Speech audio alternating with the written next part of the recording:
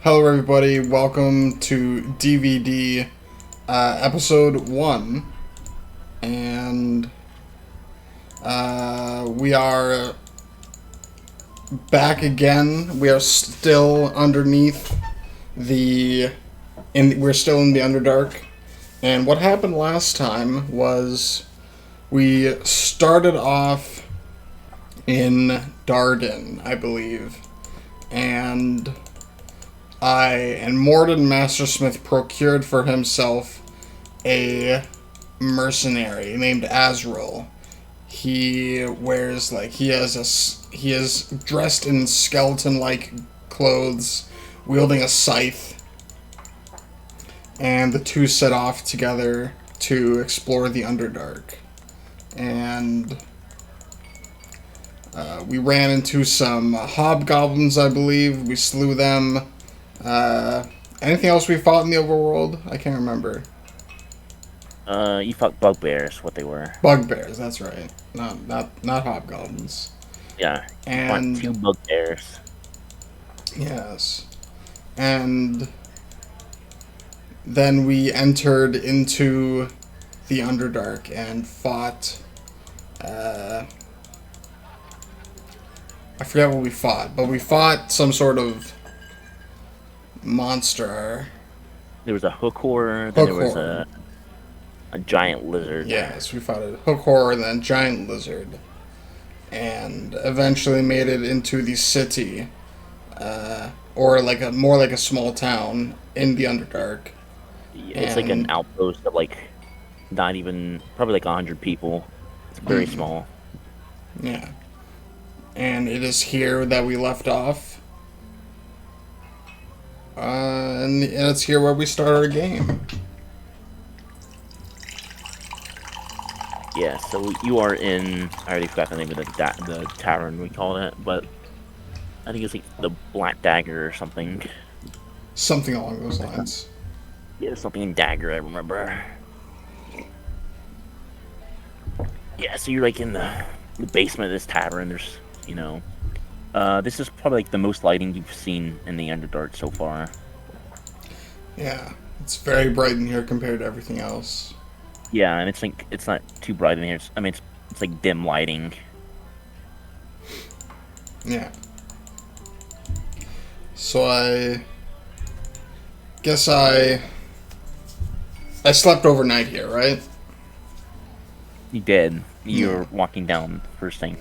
Yeah, and, first thing. Or whenever you wake up, you can't tell the time here, but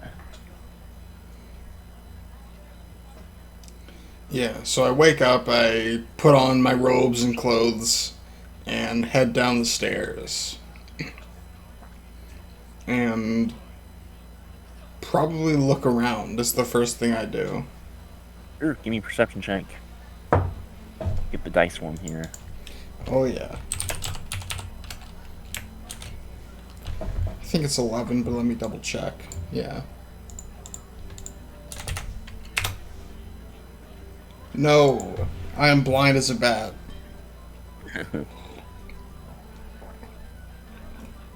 Yeah, was there anything in particular you were looking for? You just probably Azrael. I was probably looking for Azrael.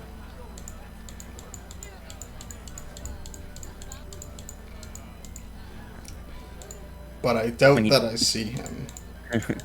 Yeah, you don't see him nearby, or I mean, there's corners in the room that are pretty dark. That yeah, you'd have to go across the room to probably see people back there. Yeah. You don't have dark vision or anything, but no, not yet at least. Not yet, at least. So I guess instead I will order a meal and and a drink, and just looking over the bar every so often. But I think I'm mostly gonna keep to myself. Probably. Yeah, you slide into a booth. You order they're having the dark creature. They're having I don't think you can eat They're eating lizard, sure, why not? I guess Yeah. that's a thing. It's yeah, like some lizard tail. Mmm, What you're having in them. delicious. Roll me a grub skill, see if you like it. Alright, with my 6 grub skill. You probably, yeah. Nope. I hate No, it. It's disgusting. horrendous. I try to eat it as much as I can, but I just can't stomach it. It's just, ugh, ugh, gross. Yeah, I mean, you don't have to eat it, but you can. I mean, you can force it down if you want to, but Yeah, I think I forced it down. I think that haven't eaten a whole lot since I've been here. I'll take in the local delicacies. do you eat? What do you order to drink? Ooh. Do you drink in the I ask if they have get water. Yeah. They do. I will take the water and drink it down, using it to to choke down the lizard tail. Or you get it down. Ugh. Disgusting. All right. Mm-hmm. Yeah, as you're you're chasing it with water. You see Azrael come from behind you. You were sitting with your back towards the tables in the back. Looks like he came from that way. He comes in and slides in the other side of you. Ah, Azrael. Good Nice sleep talking last to you. night.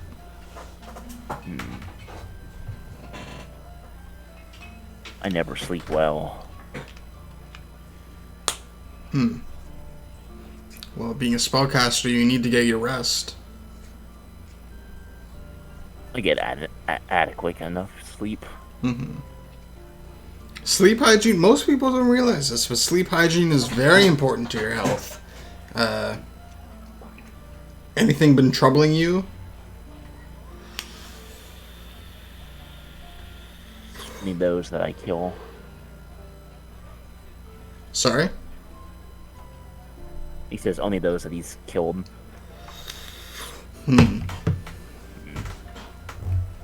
Well then. I see their faces when I sleep.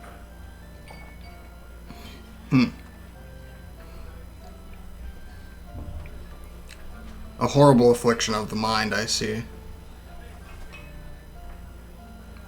Perhaps a priest of reputable talents can take a look at that for you.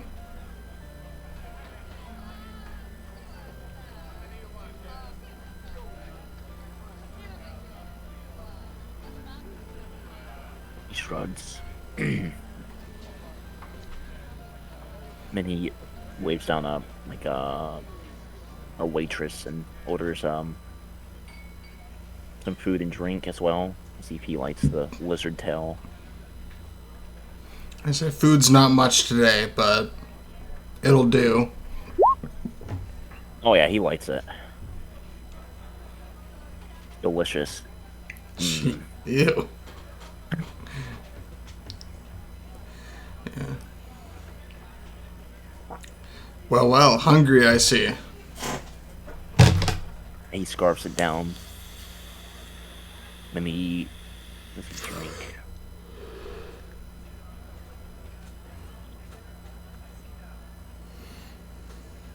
He just drinks water.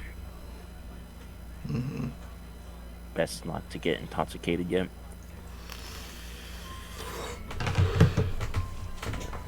Oh, send me your spells, by the way. Oh yeah, gotta do that.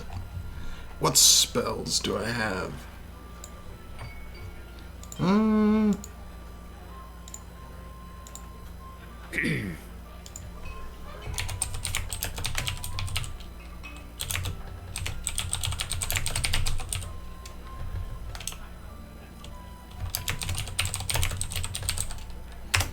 There we go. Look at his spells real quick. Right, he has that many per day.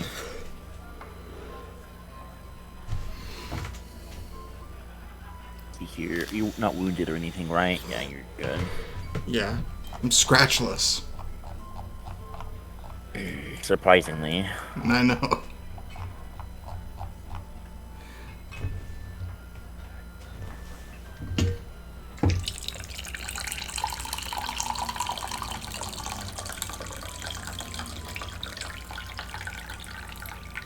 Yeah, as you look around, you see, like, literally everybody, like, in this, like, in the inn right now is, it looks like they're all, like, armed. Like, at least have some sort of, like, weapon on them. Yeah, you mentioned that last time. Okay. Everybody's armed in the Underdark. Right.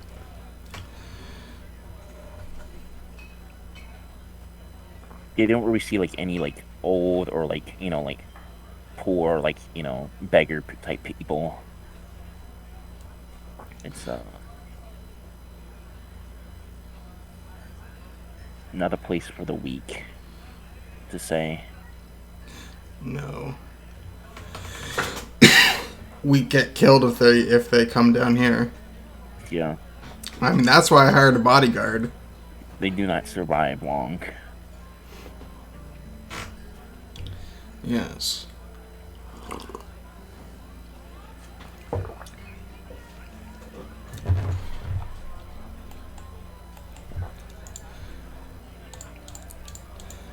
Well, Azrael, are you in the mood to do some shopping?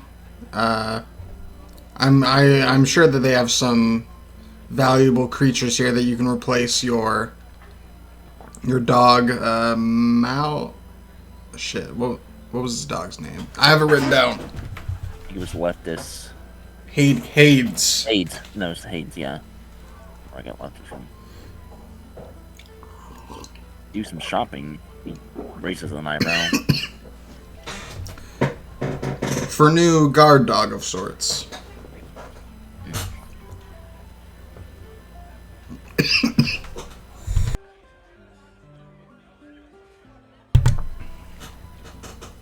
Shrugs we at the right companion comes along, maybe. Yes.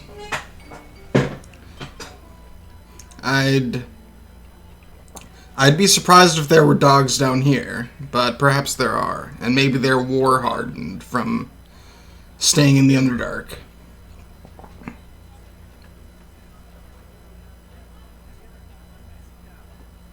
I don't know. Food for thought.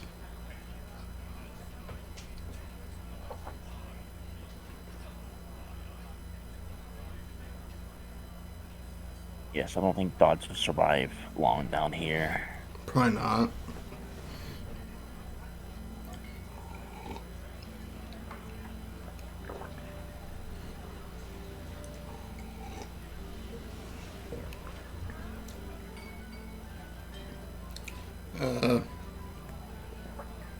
Are you ready to go? Yes. Our carriage should be arriving shortly. Excellent. And you're sure you've made all the necessary arrangements. He nods. Good, good. Then by what Doesn't was take it? long to get a message around here. Yes. It was 3 days, was it, to the city? Yeah. Yes. Hopefully this carriage will make our journey much safer.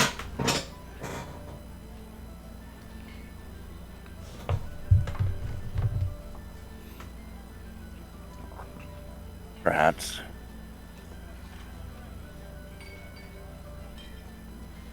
Then I guess I go wait outside and look and start looking for carriages. Mm-hmm. Start looking around for those.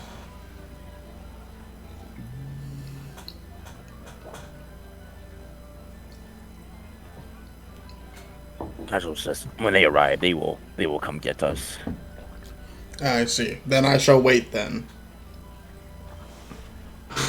And I just wait. I ordered another water. Okay. Sure. You hydrate yourself. Quench your thirst. Is there anything you want to do while you wait, or? Uh, no, not really. I don't think I have anything to do. I pore over the spells in my head.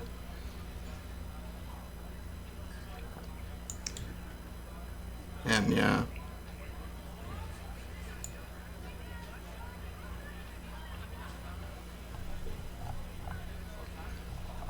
Sure. Like an hour later, a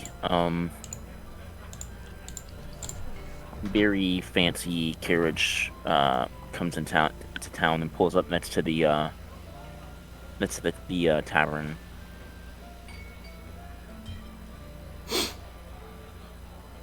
I nudge Azrael and ask, "Is this them?" He nods. Excellent.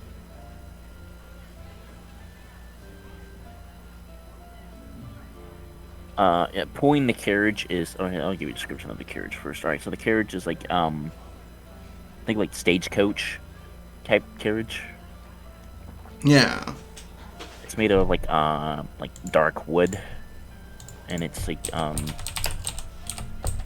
embroidered in like lots of like purples, like dark purples, and it's got black like velvet not shutters, but like what's the word? Blinds, sorry, that's the word. Ah. It doesn't look like they're pulled, but you can like see like them hanging. Mm-hmm. And pulling this carriage is another like it's a giant lizard. I see. It's how big is this thing? It's about 20 feet long from snout to tail, and most of the tail goes underneath the like in between the carriage wheels, like underneath it.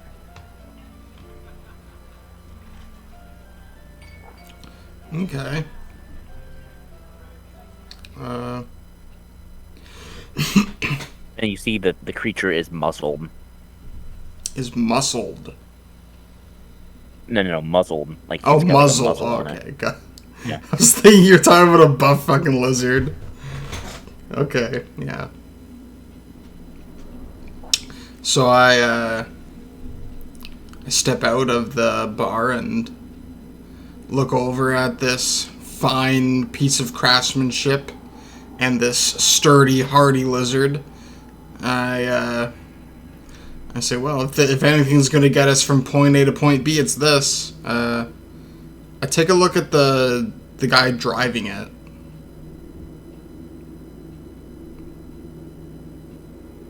Give me just 1 second, sorry. Yeah, you got it.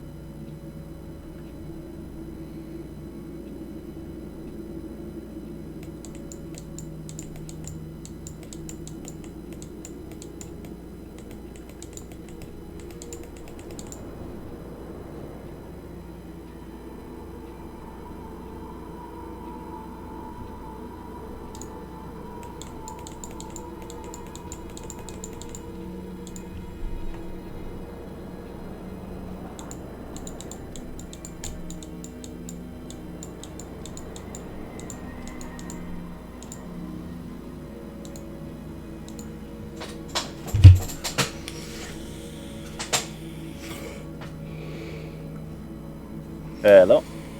Hello, hello. All right. Sorry. All right, I had a phone call to take. Sorry. Yeah, no problem. All right. You were asking about the driver. Okay. Yes. You see, he is a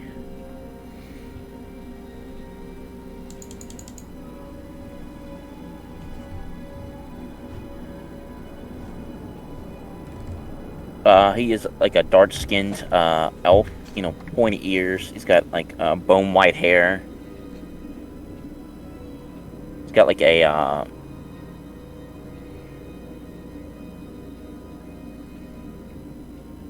bachelor's type like suit on. Not like tuxedo, but like, you know, what your like butler would wear. Not bachelor, sorry. A butler. Oh, okay. I look him up and down and say, "You will be our driver." Uh, very good, very good. He's got like go ahead. How many years' experience do you have driving, my good sir? Too many to count, my good sir. That is what I wish to hear. Uh,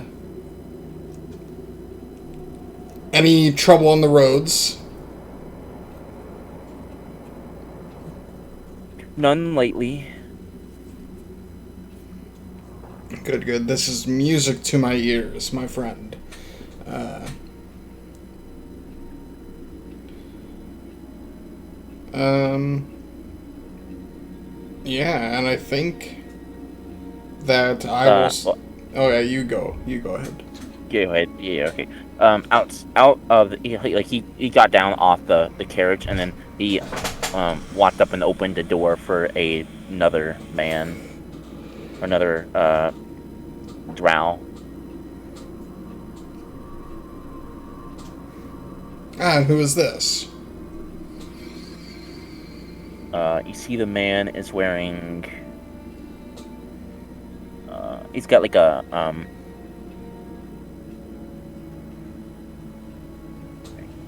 Scriptural room.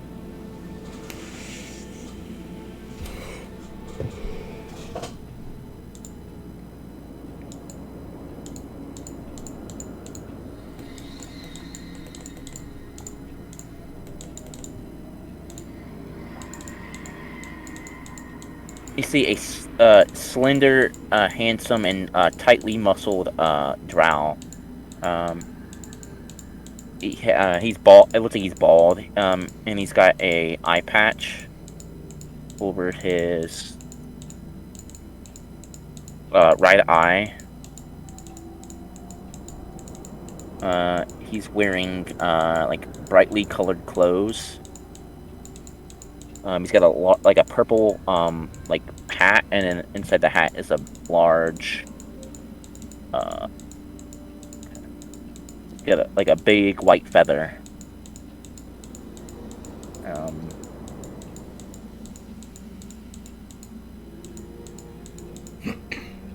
He's got high boots.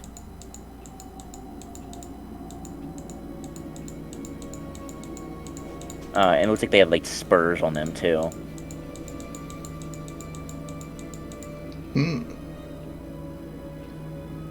He's just like decorated in like purples, yellows, black,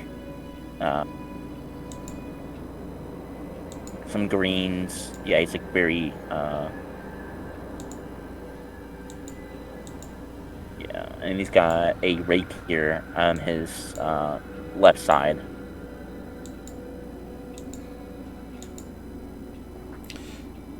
Ah, a well-dressed man.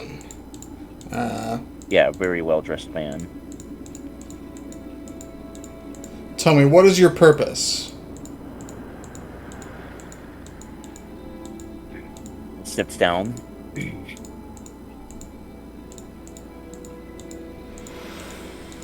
Azrael, good to see you again. I hear you've brought us a surface dweller. One who seeks to learn Those are the shadows. He nods. Yes, this is Morden Mastersmith. I give a bow. It is true what you have heard. I seek to unravel the mysteries of the plane of shadow.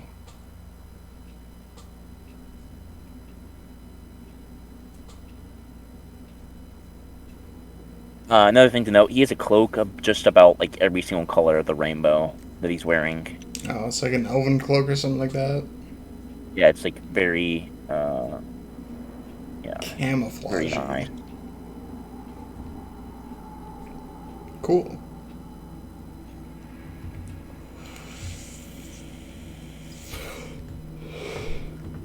Do you know what this is? You probably don't know what this is. All right. Give me a. I mean, you probably read about some of the monsters in the Underdark. Give me an int check. Oh yeah, baby. Yeah, int's fine. 24. Yeah, you notice the feather is probably from a flightless bird native to the Underdark. They're called Diatrima. How the hell do you pronounce this? Diatrima. Diatrima is how you say it. Not that Okay. not that if you care anything, but just a little cool right there. Cool. All right. They remind. He's up. Yeah. I am.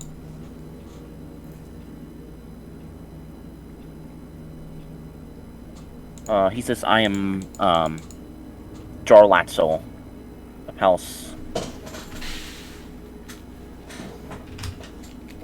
of House Gloomwing. I stand up, extend my hand. I am Morden from House Mastersmith. And I offer to shake his hand. Yeah, he shakes your hand. It's a good handshake. You know, firm. Yeah, mine's probably very light and loose. Yeah, not enough to hurt your hand, but not light enough to be a sissy handshake. Yeah.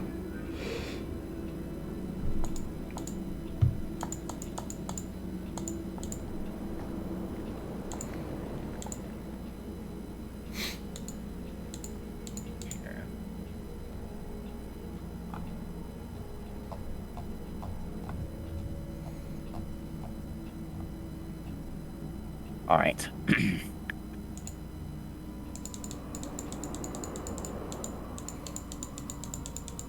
You see his purple eyes too. Ah. You've yet to see a drow with purple eyes. Most of them you've seen have all been like red. I make no comment of it. Mm-hmm. Kind of rude to say, like, you got weird eyes. So. Yeah. For sure. All right, and then you we've been expecting you. Expecting me, I ask. Yes. Well,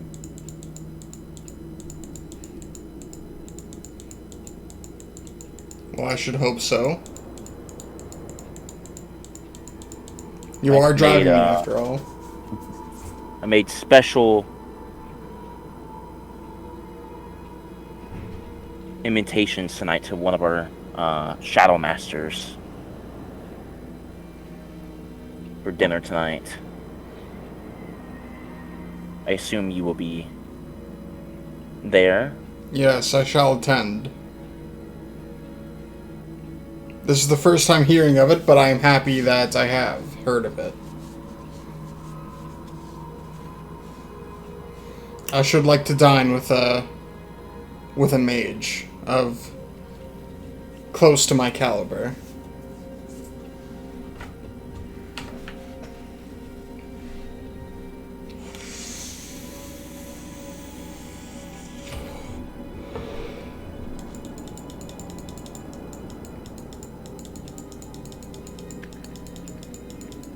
Well, let's get off, boys. And he whips around with his, cloak billowing behind him, and he steps into the carriage.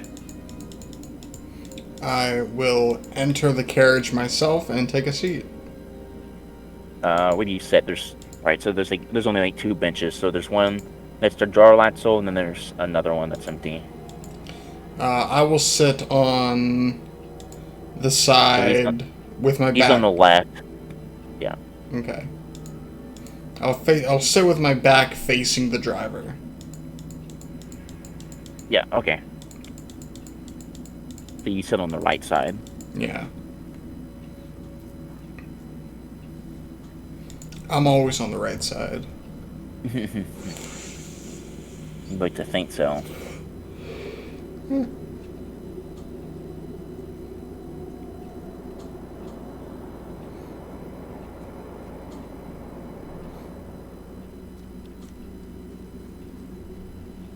Alright, Azrael steps in after you. He sits next to you.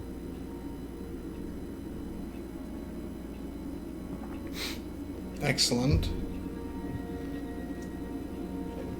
Then the Jarlet's closes. Oh, actually, no, he doesn't. What's his name? You didn't get the butler's name yet. But he closes the door, and then a few minutes later, he mounts up on top of the. Here's some moving around as he gets on top of the stagecoach or carriage, whatever you want to call it. Okay. What was the drow's name again? The one that you gave? Jarlaxle. Of House Gloomwing. Like Darjaxle? No. Here, I'll just spell it. Yeah, I can't spell it. Jar and then Laxel. Oh, okay.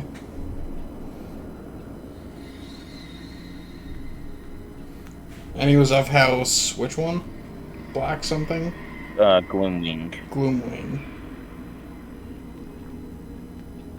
He's got a Sunia of a dagger with 2 dragon wings. Ooh.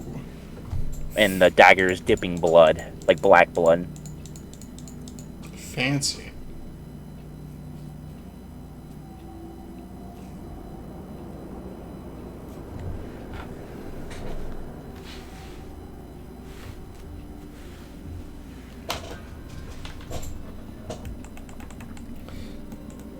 Alright, well...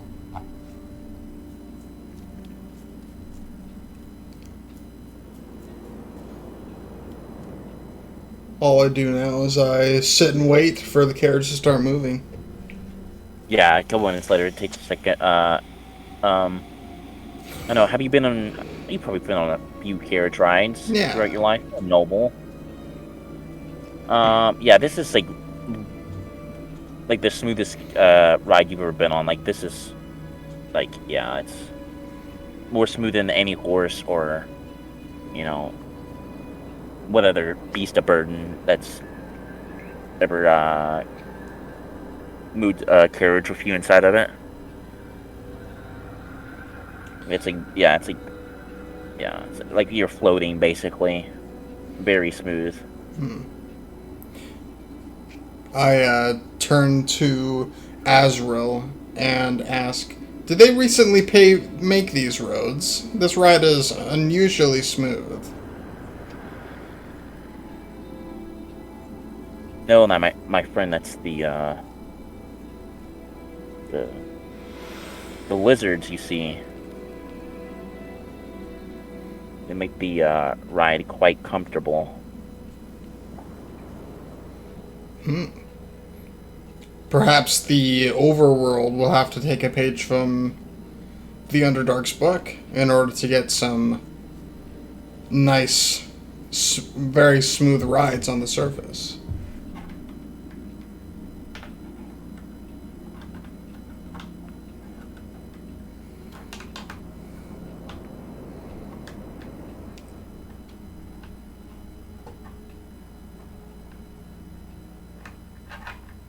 He shrugs. They are only native down here. They're, they have, suction cupped, tipped feet. Which allows them to run on walls or ceilings. Which helps smooth out the ride. I see.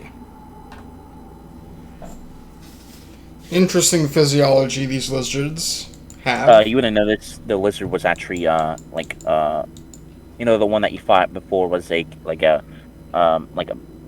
blackish purple. This one is, albino. It's white. Oh, okay.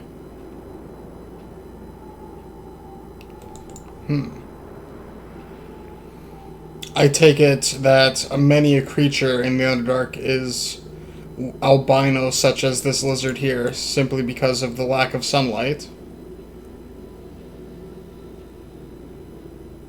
He's a, Jarlaxle speaks up. He's a rare specimen of his kind. The largest of his brood. He perks out his chest a little bit. Probably saying this with a bit of, confidence and proud.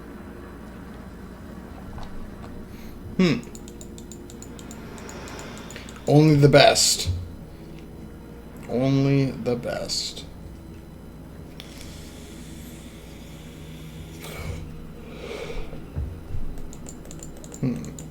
He nods. Is there any way for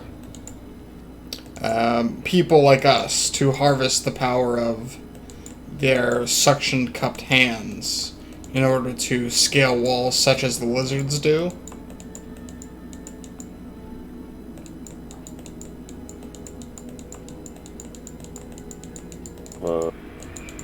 Perhaps with the aid of spells.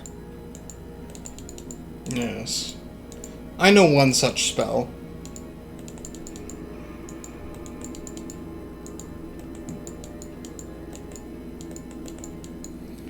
So, tell me about the society of these drow in the Underdark. I've heard that it's matriarchal, but does that extend to even visiting guests? He nods. I have to ask, will I be put up as a slave upon my arrival to the city? Or will I... not. You will...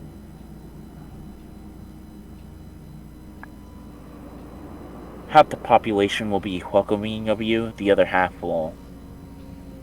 not so much. And by half of the population, you mean the men? Or xenophobic elves?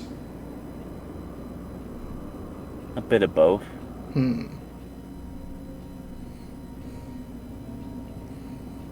Well, I suppose I'll just have to learn as much as I can and hope that they will accept me, as I'm sure I will be living down here for some time.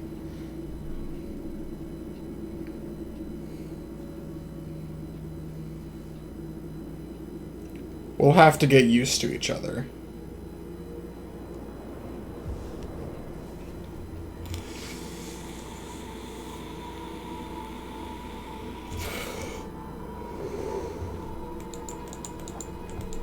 Oh, so?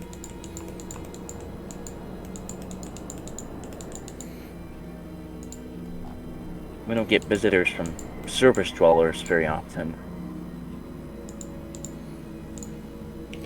No, it is a rare treat. I don't imagine many people with normal goals would be in the Underdark. Only the exceptions.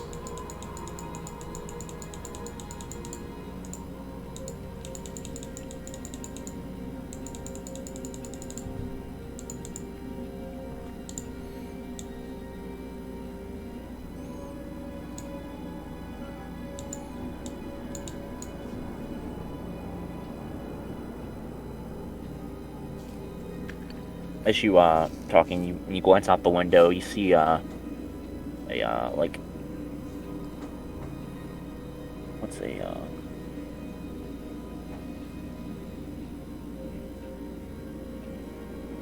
you see a cloud of bats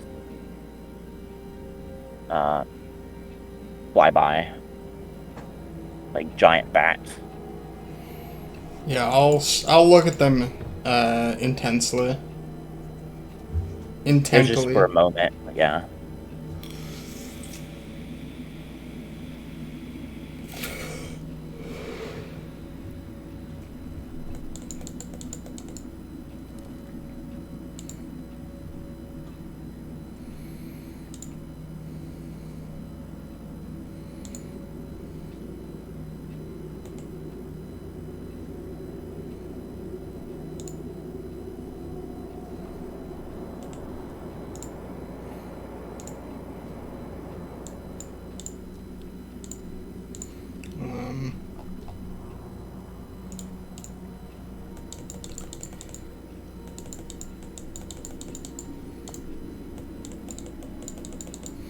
Um, do you know of the wizard we're seeking?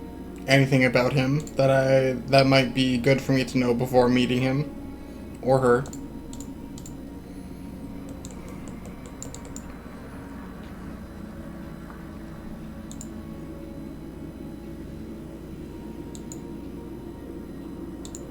It is not my place to tell you about him. He will tell you about himself if he wishes. Very well. I appreciate the mystique that he is generating, for it has made me a little bit more interested.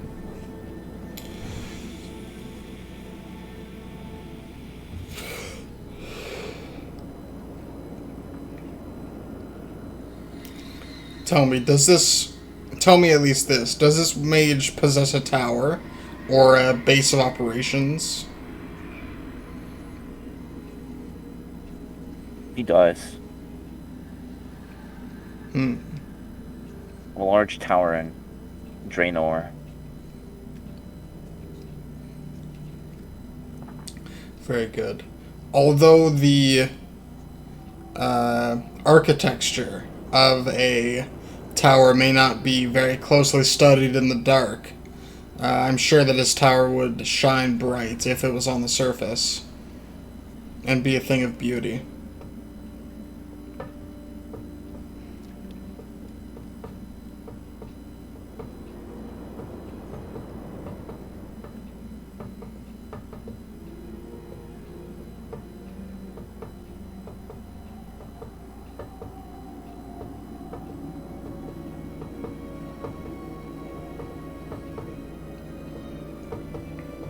Draenor is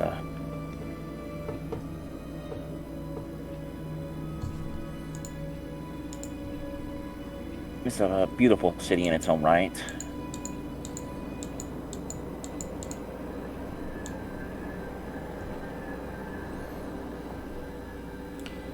Yes. I'll have to take your word for it. I shall make that decision myself once I see the city. Uh, is it lit well, this city? No. No, of course not. It is the Underdark after all.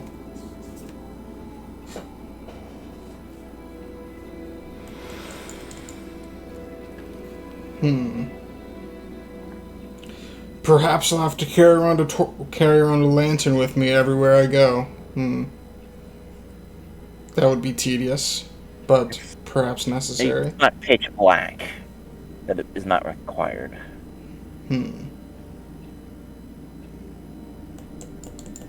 Say as well as the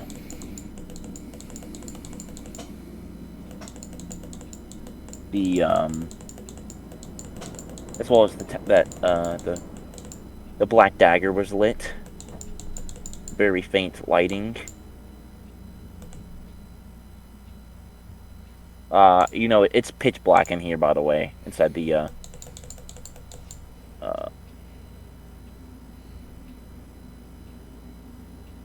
stagecoach, sorry. Yeah. Carriage, what do you want to call it? The only light comes from the, if you have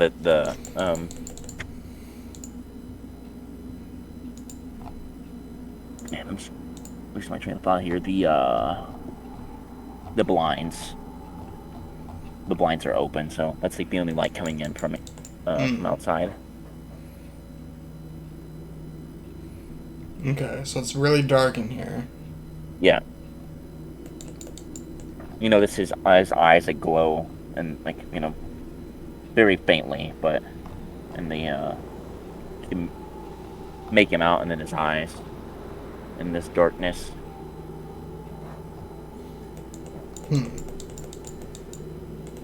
What race is Azrael? I mean, he hasn't taken off his hood or his half skull mask from what you can tell, so you couldn't. I mean, he's presumably human, but Yeah. I make a comment about his eyes. Your eyes, they seem to glow in the dark. not Azrael. The Oh, the other brown guy. Oh, okay. Yeah, his eyes That glow makes in a the lot more dark. sense. Azrael has what color his eyes? He has pale blue eyes. He looks mad and like sleep deprived, Yeah. like his eyes do. So those are like sunken in. Yeah. Okay. Well, I guess I don't make that comment. Okay. But, yeah.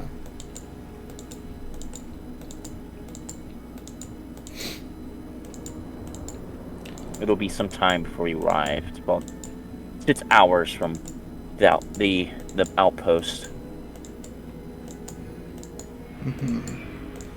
It should be fairly smooth going. Yes, this is good news, definitely.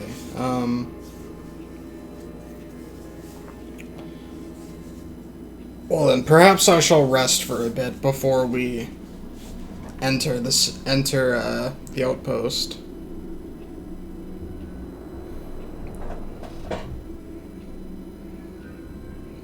And Morden will sort of like curl up in his clothes and shut his eyes for a bit.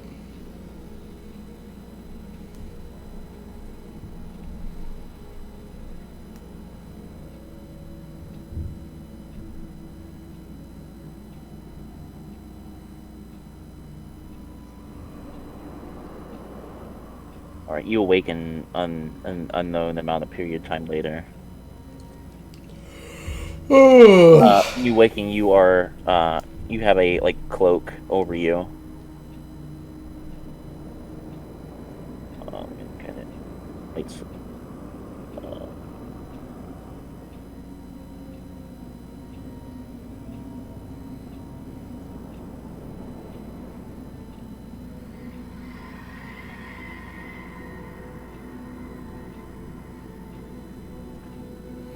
Yeah, I will throw the cloak off of myself, and I'm sorry, you repeat that? I throw the cloak off of myself, and I guess take a look of my surroundings. Sure.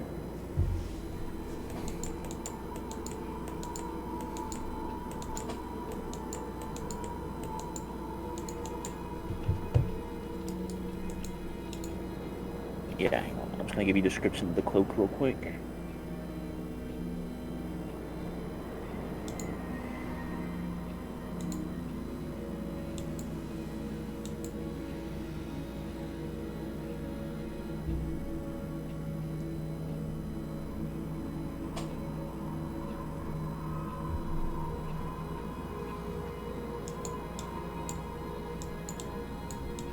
This is basically what it looks like.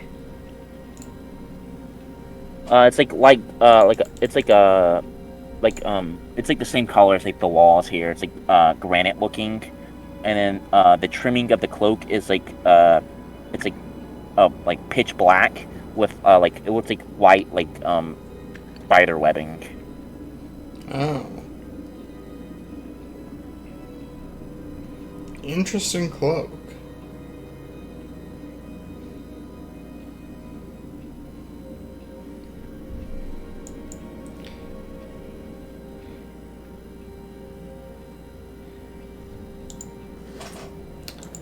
Cool.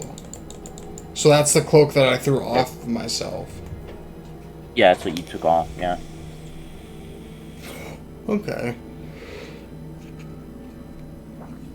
Is the cart still moving? It is. Okay. Then Azrael and what's his name? Jarlathorn they're speaking a language you don't understand. okay.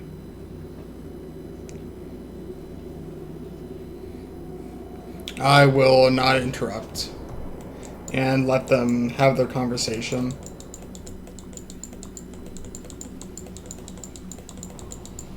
All right.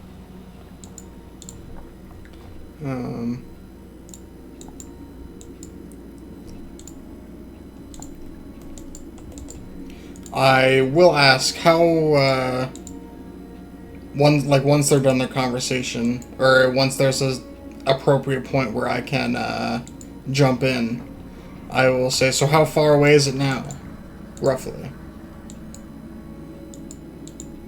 Jarlathorn turns to you. We shall be approaching soon. Excellent. Seems that I've awoken just in the nick of time.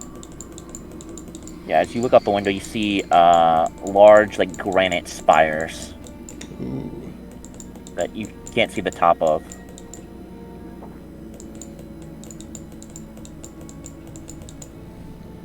I take in the natural beauty that is. Yeah, the city is dimly lit, but yeah. Cool.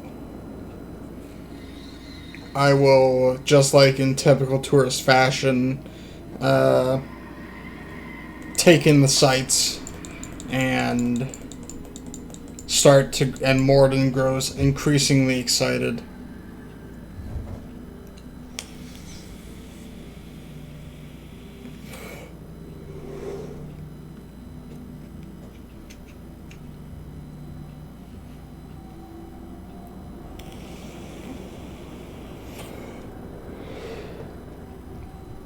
Yeah, you see. I guess you can't see. What are they? Are stalagmites the one that are up in the ceiling, or is it? Did they get it backwards? I don't know. Stalagmite is an upward growing mound of mineral deposits. Yeah. Stalactites are the ones hanging from the ceiling. Yeah. So you see various stalagmites and stalactites around the cavern. See another cloud of bats go by. They varies between. These are huge ass bats. They're roughly between. The wingspan's roughly from 12 to 16 feet long. 16 feet. Holy shit. Yeah, these are big ass bats. Those are big bats. There's like 8 of them. That, yeah, are in a cloud. Go by.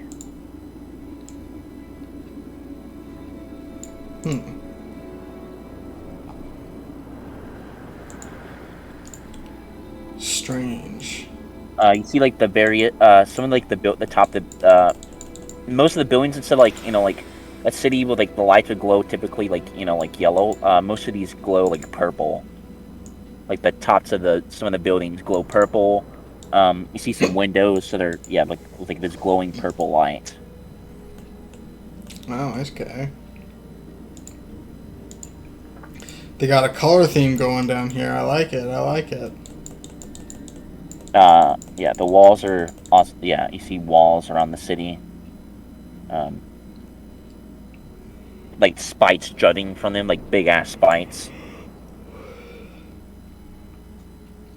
made from looks like granite as well, the same as the most of the town.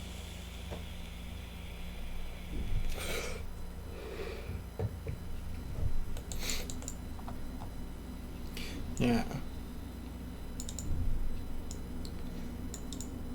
Awesome.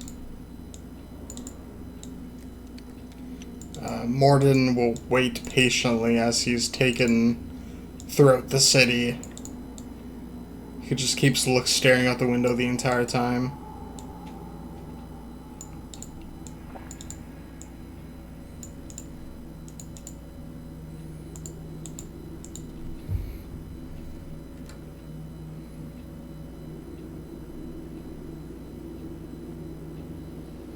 Okay, you anything you want to do or say before you get to the city? It's about another 20 minutes and you'll be there.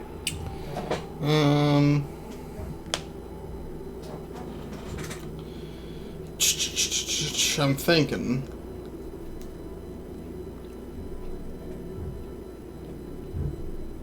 No, I don't think I do. I think I just stare out the window, occasionally turn to Azrael, and yeah, wait patiently.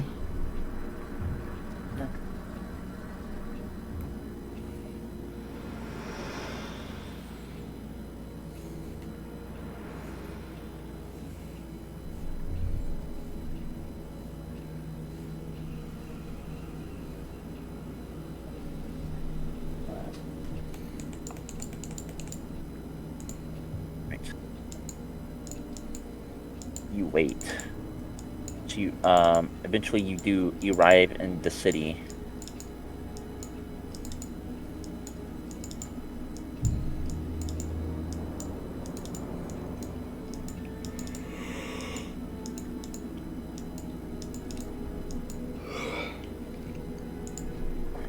Much like the like the outpost, you see almost every single being you see is like well armed and armored.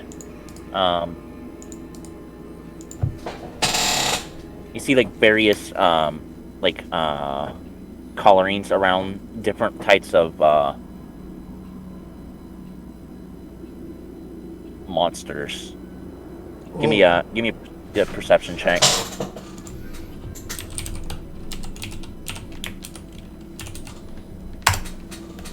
31.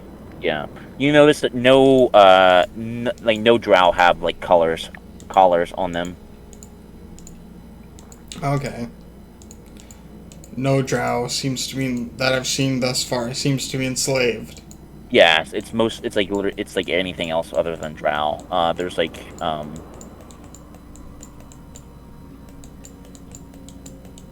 the hell these things look like? There's orcs, bugbears,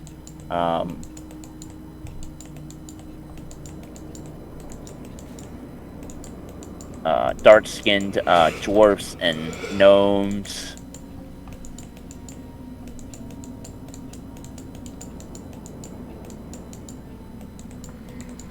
Any humans?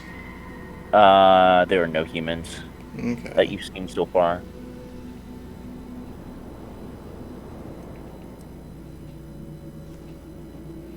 Yeah. You see.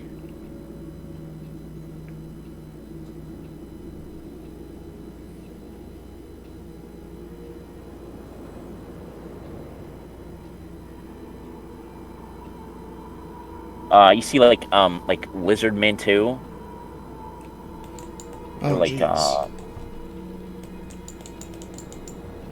yeah, you see like bipedal lizards. They've got like you know gray skin with like black polka dotted markings.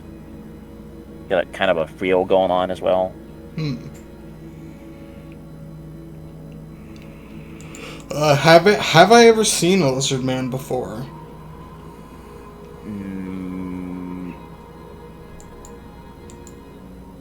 give me an int check. Sure. Yeah, you probably think these are troglodytes, not lizardmen. Okay. These are quite a bit. I think the lizardmen are typically taller than that. Yeah, the lizardmen's typically 7 feet tall. These guys are like around 6 feet tall, average. Troglodytes. I've read about them in my books.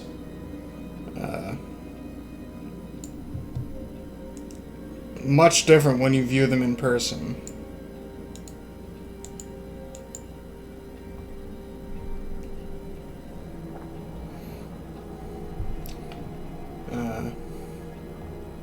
And eventually the carriage comes to a halt as you go through the city.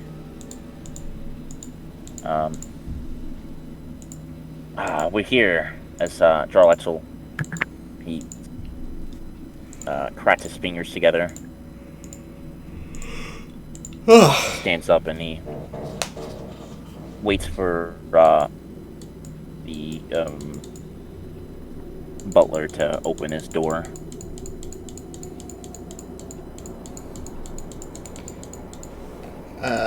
Morden is his leg is shaking with excitement and anticipation.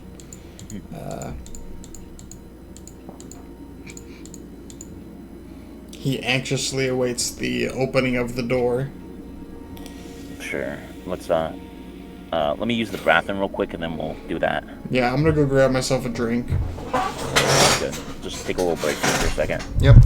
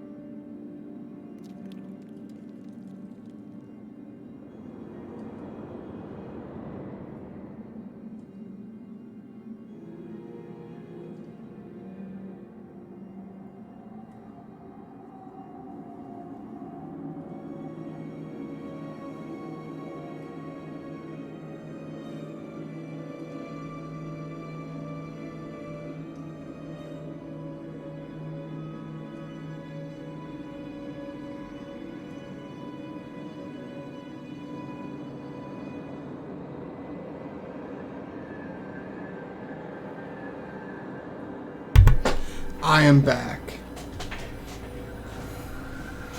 But I guess he isn't. So. Alright.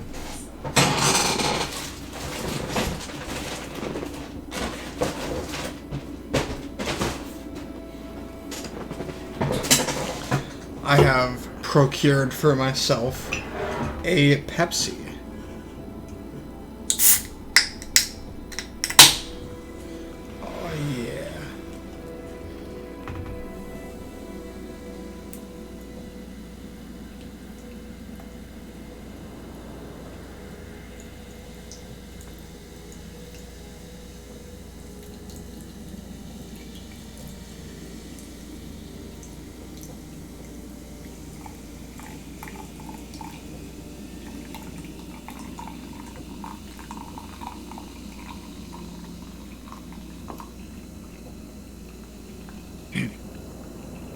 Alright, I'm back.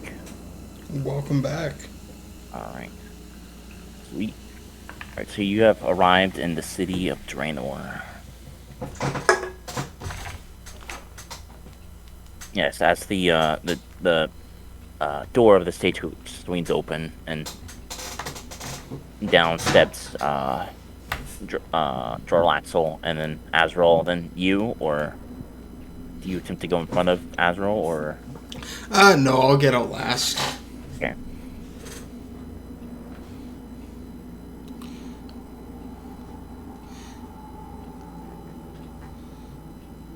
Sure, you step out last. Fresh air.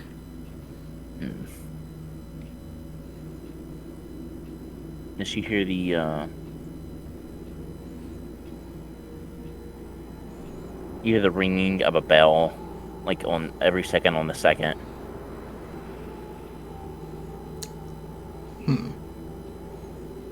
Well, I look around to see if I can pinpoint the source of this noise.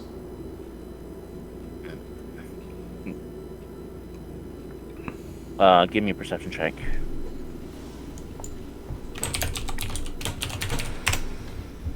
$27.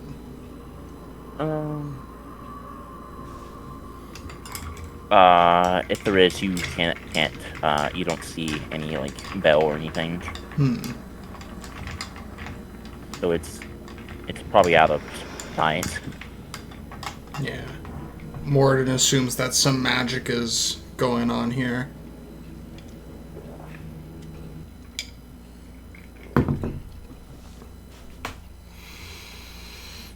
It's not working for me. There it goes. There we go. Alright. Yes, you get, as you step out, you get looks from all over. What are you wearing? I am wearing some dark robes. I think it actually is a little bit purple. But yeah, I'm really just wearing some dark robes and some shoes. That's and I have a backpack.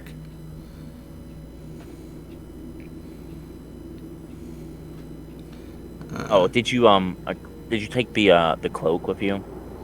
No, I didn't. As you as you step out, the butler's Yes, what is it? and he has like the cloak folded up in his arms. He says, "This was a present to you, sir." Oh. Well, thank you very much, and I shall don Showing the the cloak. good faith from House Gloomwing. I turn to Jorlaxel, and will give him a slight bow, and I say, "Thank you for the gift. Perhaps House Master Smith can repay this in the future."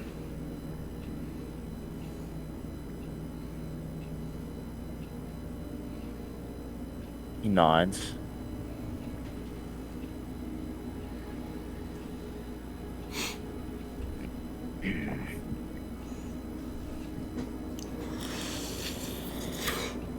Well, The cloak will help you remain undetected and good for one of the shadows. well, as I am to be learning shadow magic, I think this cloak will take nicely to my magical endeavors.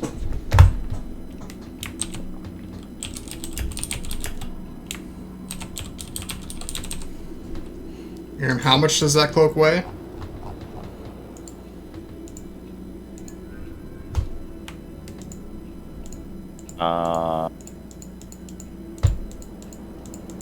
Look, how much the hell would it cloak? Like, Probably like a pound or something, right? yeah. let's see here. Give me a second. Cloak.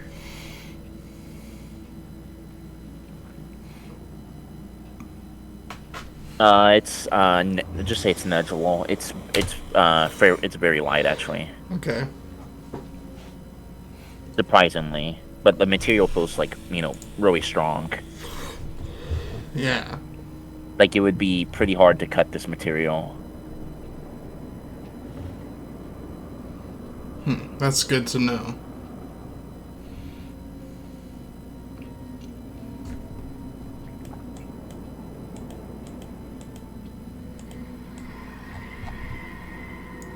Alright, well, I guess I take a look at our destination. Any I think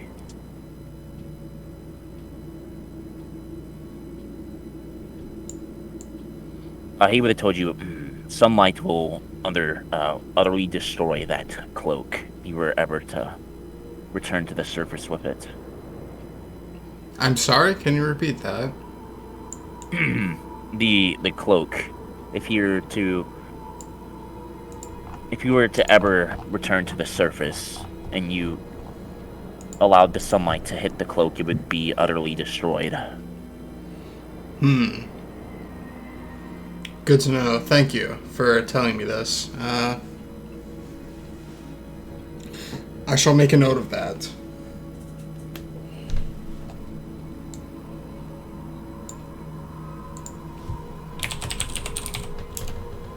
Yeah, and then he turns to go inside the. You look up and you are on the outside of a tower, a great tower. You peer your head up and you can't see the top of it. It Whoa. fades into darkness. Morden gives a whistle. Tall tower indeed.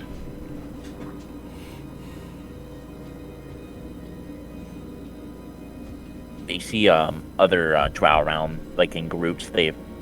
They're all in very like hush whispers and lots of like hand gestures. They look to be like pointing at you and talking. It looks like you probably think that they're talking about you. Yeah. Makes sense. I haven't seen another human around here thus far. So I'm bound to be something of a spectacle for these people.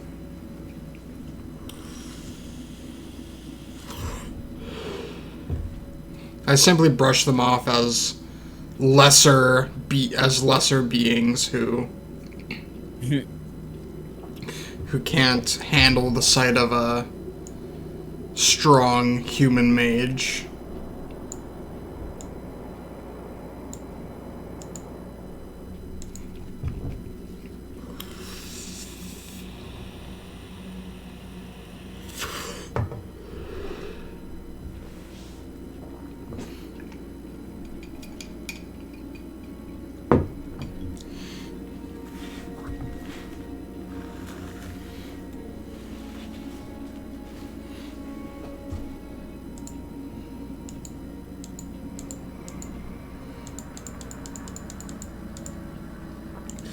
Did I say, well,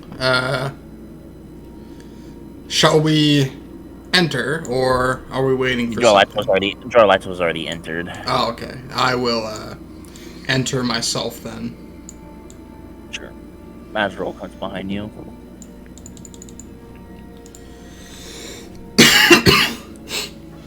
And I look and gawk and am amazed by all his cool magic stuff that he has in his amazing wizard tower. I mean, you've seen a bunch of towers like this. You don't know if it's a wizard tower or just a regular tower, but.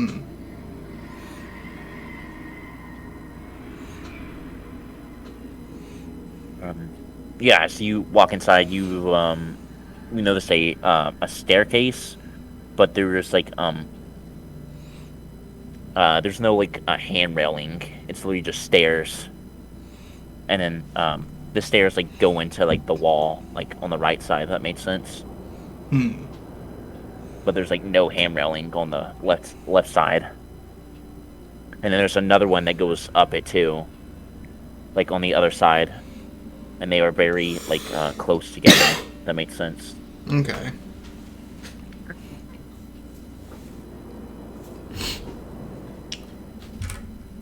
So there's like two independent staircases? Yeah, Okay. one on, and they spiral upwards, and neither has hand railings, as I said earlier. Yeah.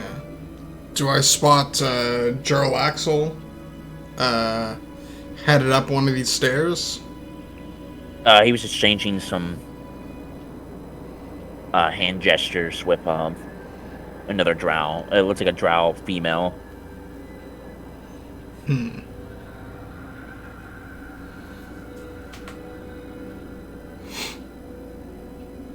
Okay. I guess that I will start ascending the stairs.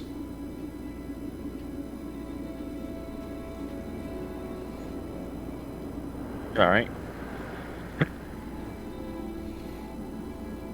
Yeah, Drollet's would quickly finish his conversation with the other drow, and then he goes up a staircase.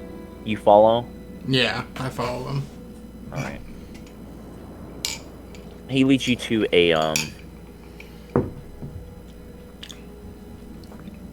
small room. Is it like a dining room or? No, like a bedroom. Oh. You go a little bit up the staircases, and then on the right hand side there's a door that he opens and gestures for you to go into. I do so and enter the room. Sure, it's a pretty small room.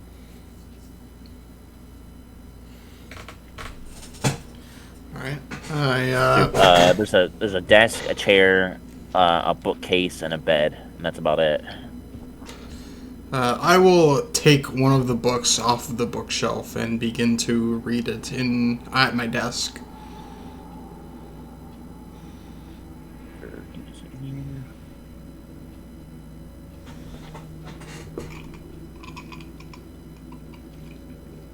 Let me just open up my handy dandy book list here. Ooh. 300 plus wizarding book names. Alright, let's see here. Let's roll a D. 3D 100. Yeah, just roll 1D 304. It's not a real dice, but 250. All right.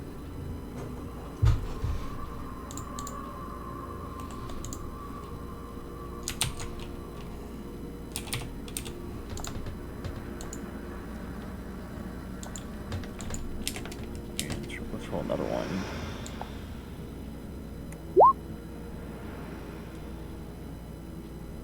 $97.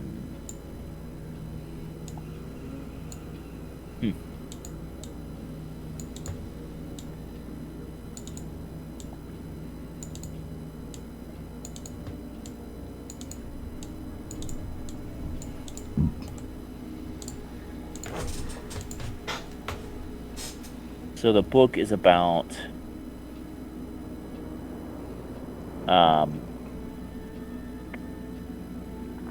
did I write it? Let's find it. It's called Mastering Your Apprentice.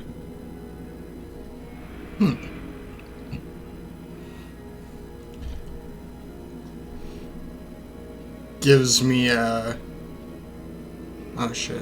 gives me an idea about what's going to happen if I do become this wizard's apprentice. Not so much about like it's just like generally about like wizards and apprentices. It's not like drow and with their apprentices. Okay.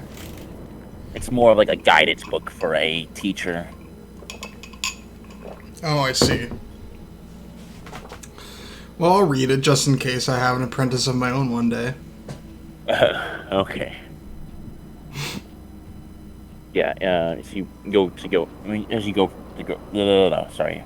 As you go to grab the book, Draenor just says,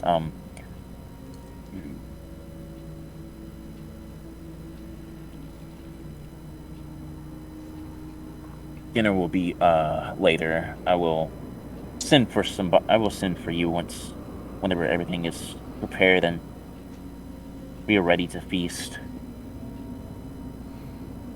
Excellent. Then I will await eagerly. Feel free to explore the streets.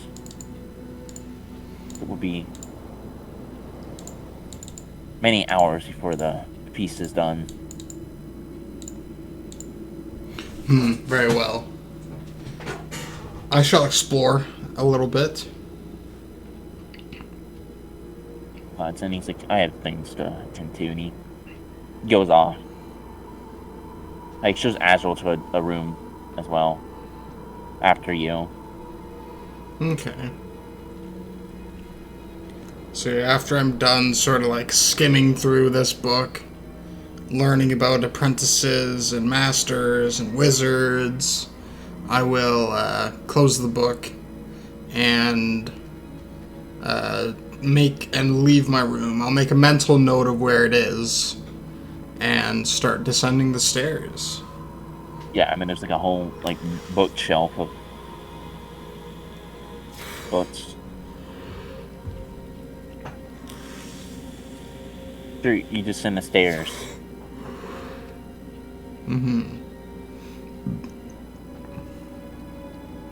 And I will... You know, there's various statues of like lizards.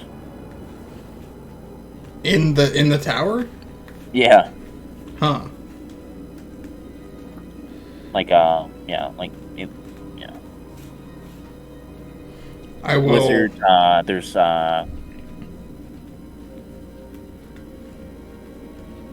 like flying lizards, you know, like dragons. Oh, okay. Yeah.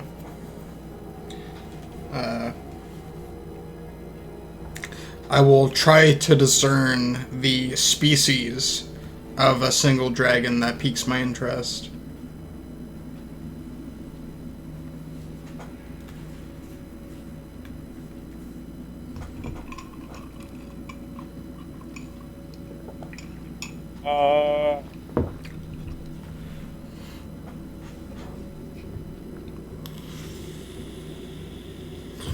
Sure, there's like only one type of dragon. They're not like they all look pretty similar. They don't. It's not like the difference between like a like red and blue, for example.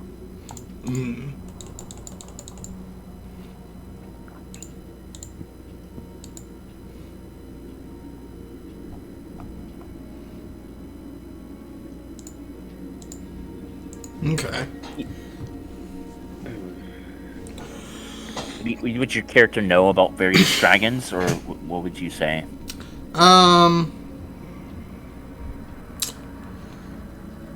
Probably not. I think they're more of like...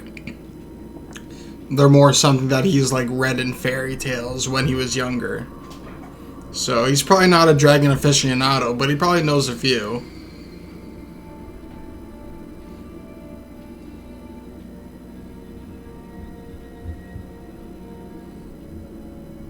Sure, give me a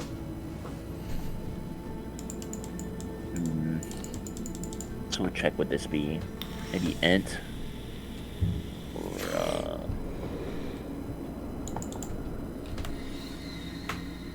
what proficiencies do you have again? I have bookbinding, papermaking, swimming, sage knowledge of the plane of shadow, spellcraft, concentration, and literacy. Give me a sage knowledge shadow proficiency check. Okay. 21, right on the money. Yeah. You know these statues to be of shadow dragons. Ooh. Yeah, that's why it piqued my interest. This is what it looks like. just think of a miniature statue of this. Except instead of like the wing, it's got the wings, but it's got like 4 arms. Just like it's got 4 legs instead of 2. I always thought it was weird with dragons without front legs. Yeah. That would make it a wyvern, I believe. But I guess it's still a dragon. Right.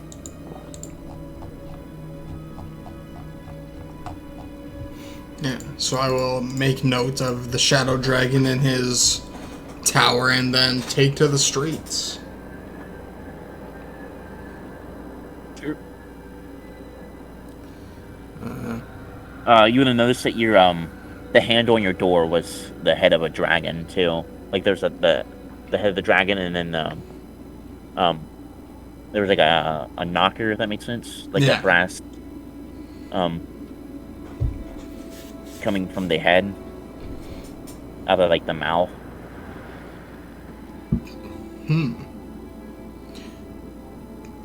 It seems a little, Like a ring, and Yeah. there seems to be this on like every single door you've seen, like just this tower though. yeah, seems like a little bit much, but I don't know. I'm not one to complain about beautiful interior design.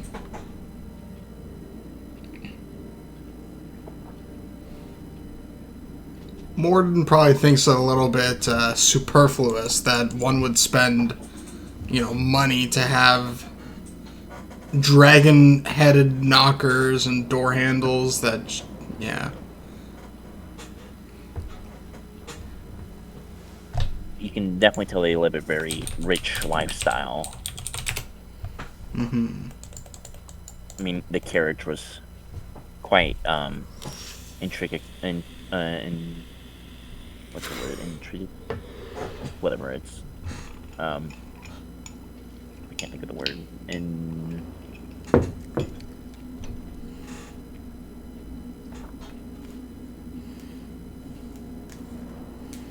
It's like very fancy. It's just a plainer word. Yeah.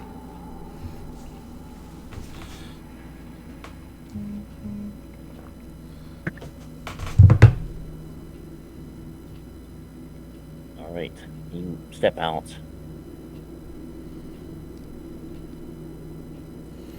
Azrael, do you take Azrael with you, or do you go get him, or you just kind of just?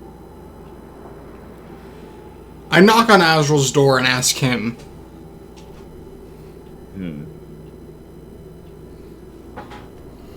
Yo, Azrael, want to come with me to explore around? It's just not safe for you to travel around alone here.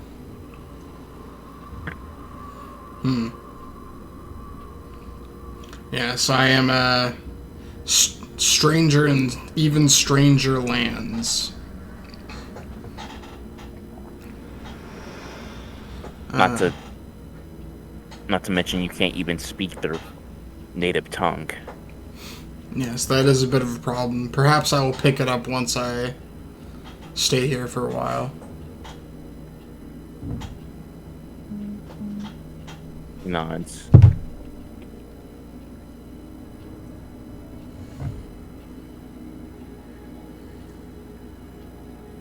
I'm sure one such as brilliant as a bright mind as yourself could pick it up. It's Yes. not too difficult to learn.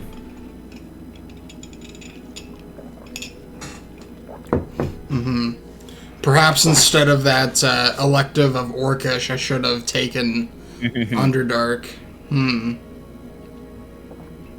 Underspeech. Undercommons would it be called? Undercommon. Okay. Okay. And then that's not Drow. That's like a language like all like basically like think of like common, but it's undercommon for Yeah, that makes sense. all creatures. Yeah, that's what I assumed.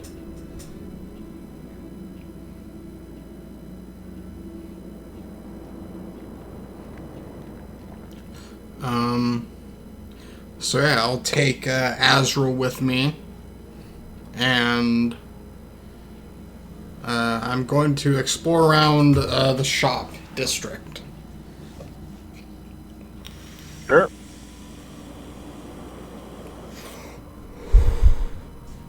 Yeah, you spot a group of gnomes as you're walking about.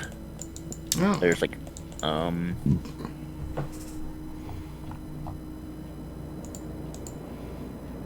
these suckers are there. There are 8 of these guys in a group. They're off in a corner, but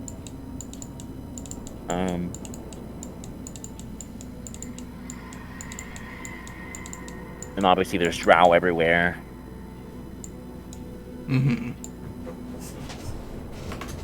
What are you looking for? I'm looking for some live spiders. See if I can go to Live like spiders. a magic shop or something like that. Sure. Give me perception check.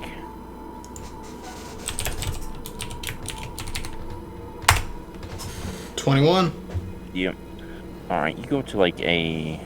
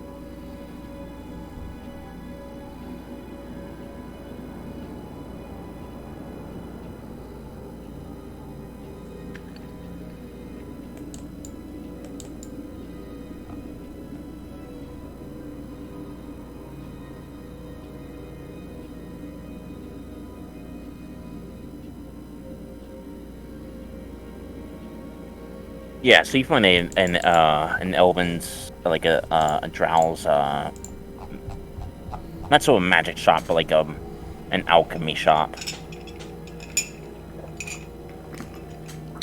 Yeah, I will have my trusty translator to ask if he has any live spiders in stock.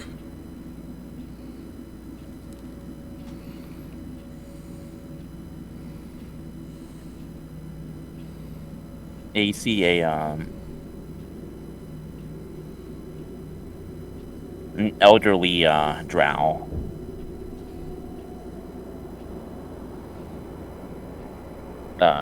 As you like walk in, come from a back room.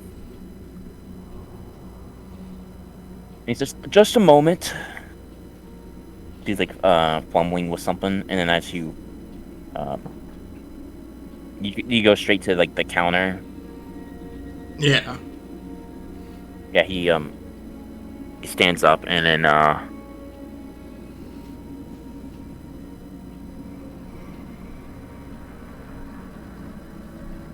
oh,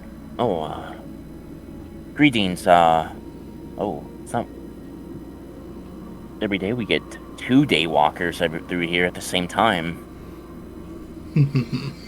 I laugh at his joke and say, "No, it is quite uncommon sight.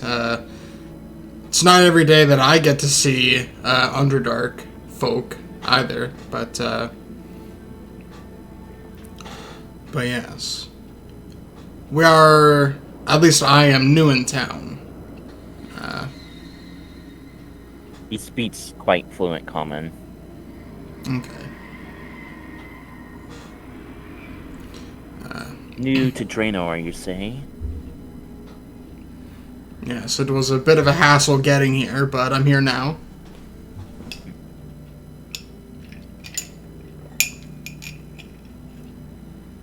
Trouble along the road? Only minor inconveniences. Nothing that Nothing that Azrael over here couldn't handle.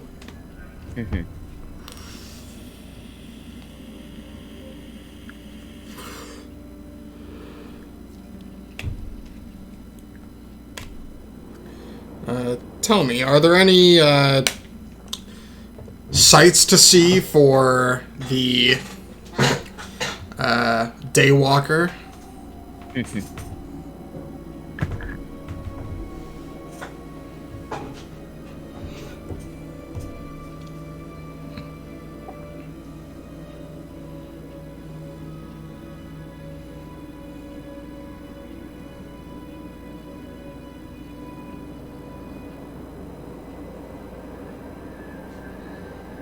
He kind of smirks. Well, there is the famous pit Oh. on the edge of the town. The priestesses like to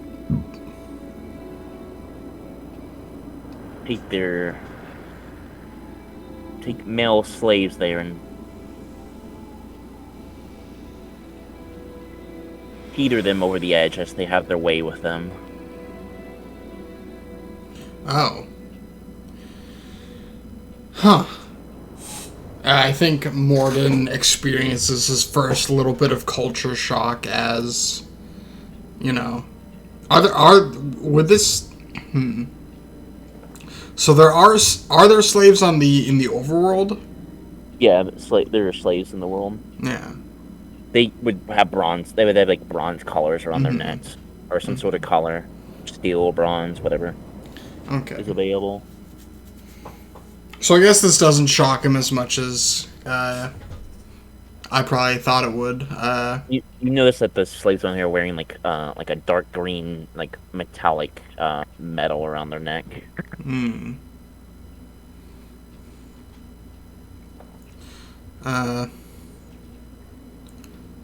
Yes. I suppose that we don't treat our slaves. I think we treat our slaves just as badly as you do then.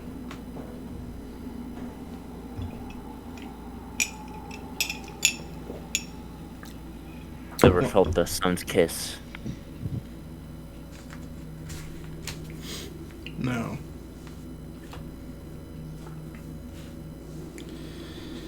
No, you have not. The sun is quite the spectacle when one can bear it, sight-wise. It is very green in the overworld. Very full of nature and wood life. If you ever get the chance, take a trip. A drow in the surface world. That's a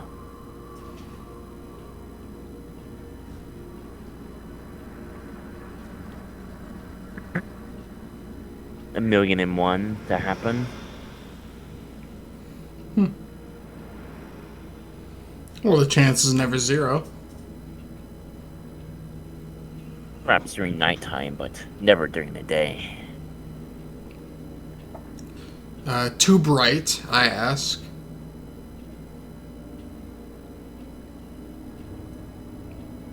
He nods. Yes, I suppose your eyes have grown accustomed to the light level down here, but I'm sure with some sort of visor or something to block out the sun would allow you to view the vistas and various natural wonders that the overworld has to offer. But I digress.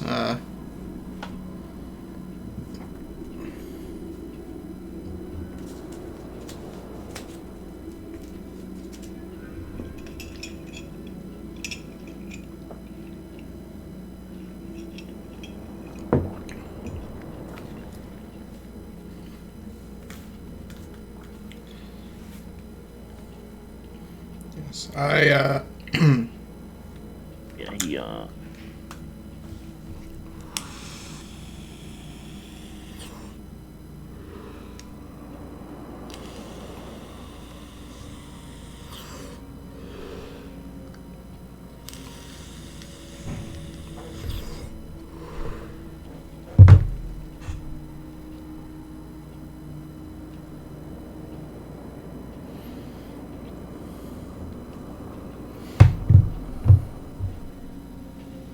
Right, there was reading this. Yeah, we have a special set of sunglasses, I guess is what you daywalkers call them. Oh, That interesting. makes the sun's kiss not as violent on our eyes. Hmm.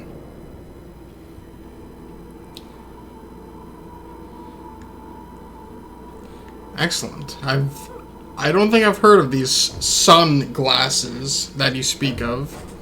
Uh, Perhaps if I lived 1,000 years ago and came up with that idea now, perhaps I would be a rich man then.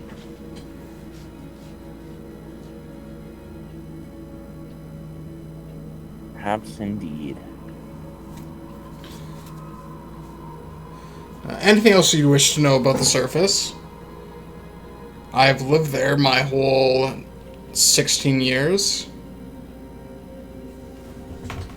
Only 16 years, why? You're a mere child here.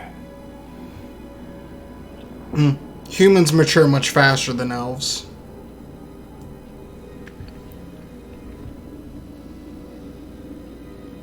We are able to be on our own by the time we are 14.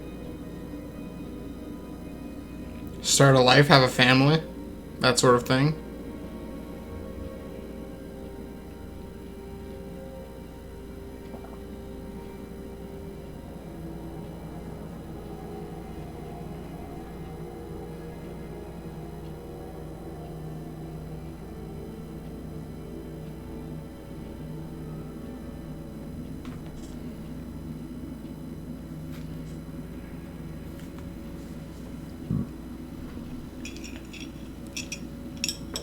He nods. Anyways, what have you come to my shop? I For wish. chatter, I assume. No, not just to chat. I'm looking for live spiders. A delicacy down here, indeed.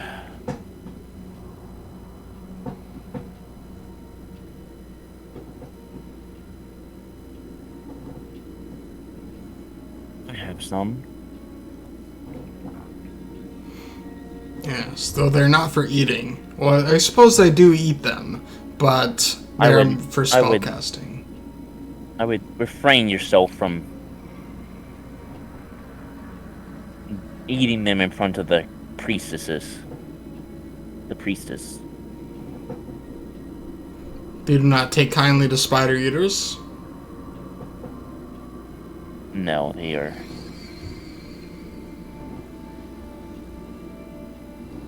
worshippers of them. Actually, you could say they were a good omen to them. Oh, I see.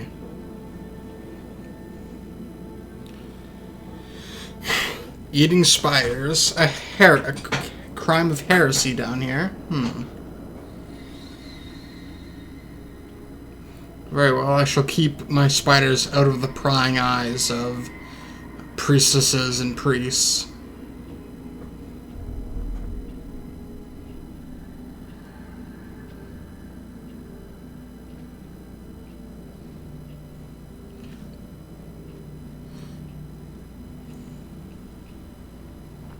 You know, Anthony, he fetches a jar of live spiders. How many would you like? Let's go with, well, how much for one? The price is gonna be kind of inflated down here. So let me look at the spells and magic.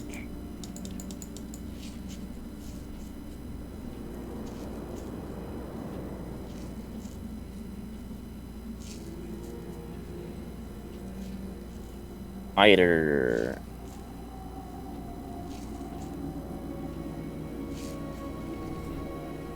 of course there's no price for it. Yep. A spider thing is a silver piece. That's probably from a big spider, though, isn't it?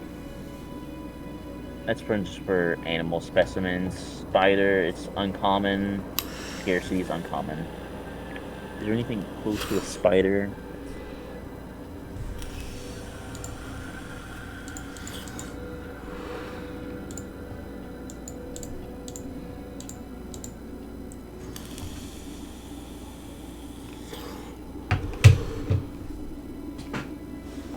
5 gold for a spider. Then I shall take 2. Nonsense.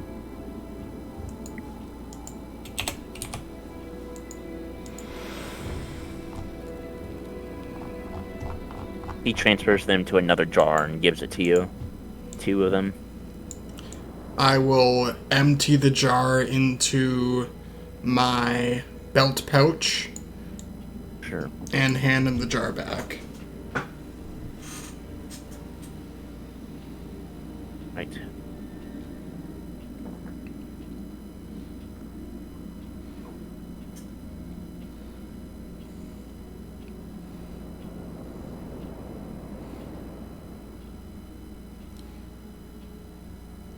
Excellent. Well, thank you for your services.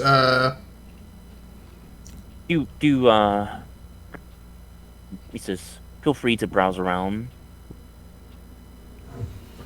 Yeah, I will take a cursory glance at the rest of his wares and then make my leave. Yeah, so you're doing this, he goes back to sorting some things out. When in walks a, like, you probably don't pay any attention to it, but, you glance around, this another human walks in, presumably. Give us description of this guy real quick.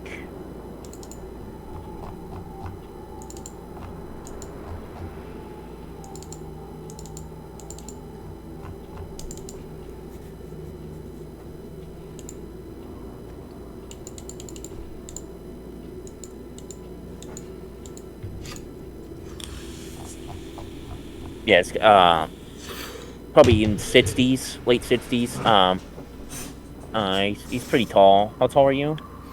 I think I'm only like 5. I'm 5'10".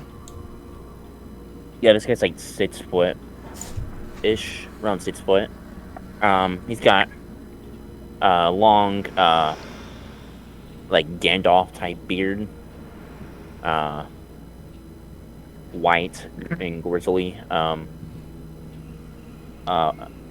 His most defining feature, though, is his robes. He has a robe stitched of like thousands of eyes. Oh shit.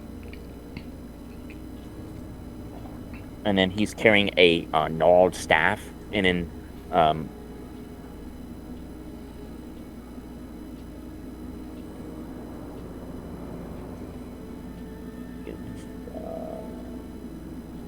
sorry, give you description room real quick. The staff. The guy's got bright blue eyes. He's like 6'3", around 200 pounds. He's in his right hand, or in his left hand, he's walking with a gnarled wooden staff it's like almost like an S shape, and then the S at the end forms into like almost like a hand, or not quite a hand, but like claws, and they are gripping a eyeball. Huh. Not like a human eyeball. It's much too large to be a human eyeball. Okay. And that's dangling over from his neck? No, on his staff. On his staff. Oh, okay. Yeah, so like it's hang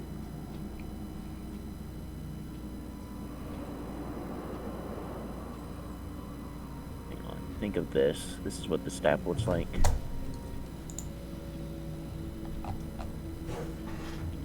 Send you a picture of it.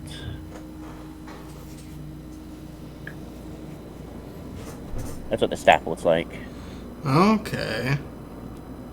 Wow. And the eyeball wants to be alive as it is moving around.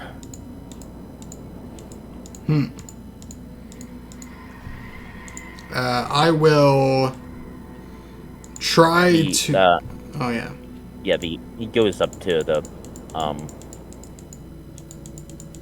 guess you presume the alchemist, and they proceed to start talking. Is it in a language I can understand? No. Damn. Alright, then I will continue to faff around in the shop until, you know, yeah.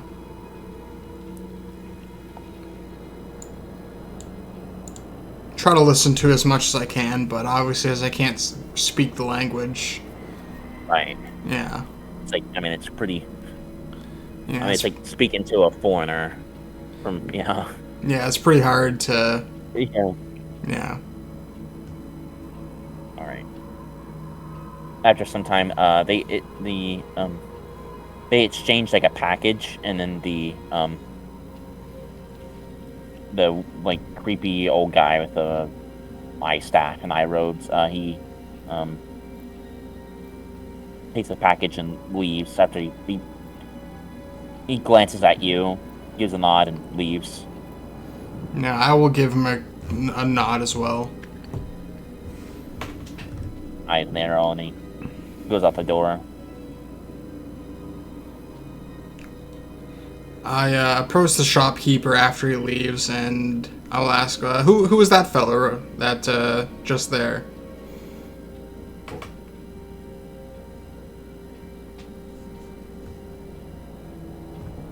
Daywalker like yourself. That was the first time I've ever seen another human down here.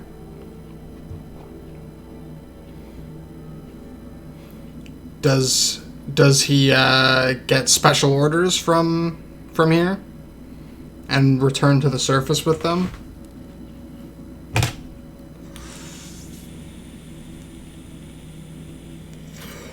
He comes to town every once in a while.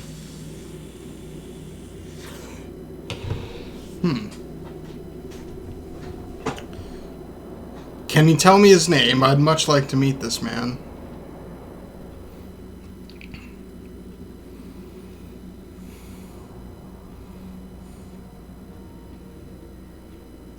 Yeah, hang on. I'm gonna go to the bathroom really quick. Okay, no problem.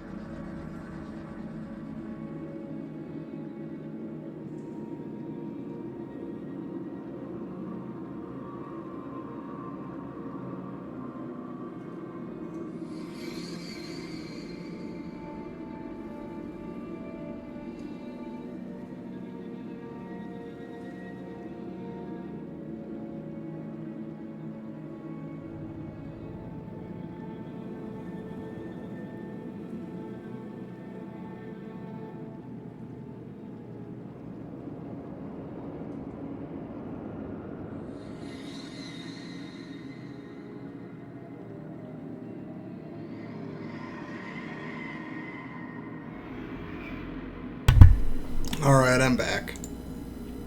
Welcome back. Yeah, so you asked for the name of the guy. The creepy old guy.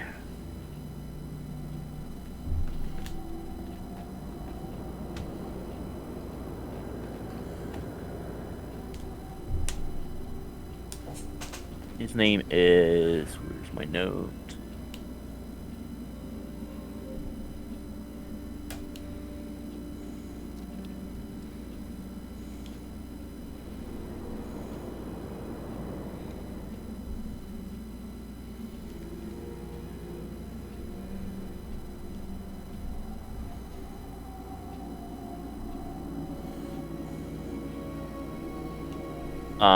His name is Gaul, like Gaal.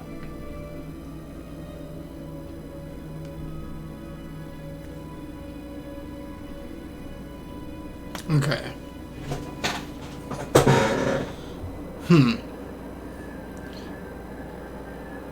Very good. Thank you, my friend, for his name.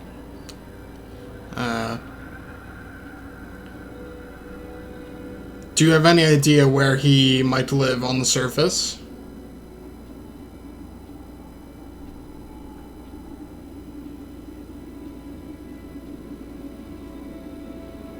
He's from.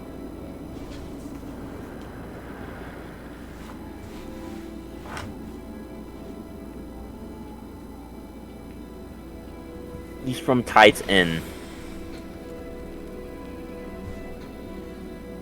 Ah. What do I know about Tide's End? I mean, you lived there, right? You're I from guess, there. yeah. I don't know. What's Tide's End like in your world? So it's like, yeah, obviously it's like a predominantly trading and like sea-based kingdom, obviously, because it's, it's on the island. There is there's like what exactly are you wanting to know? Like there's they like Griffin Riders. Yeah, the Griffin Riders, they... Yeah, I think that's all I really need to know about it.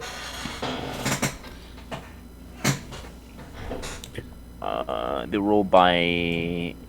Let me find my notes here.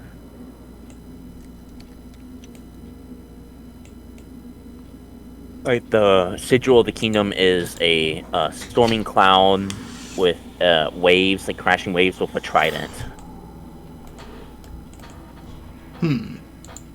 Okay. Um,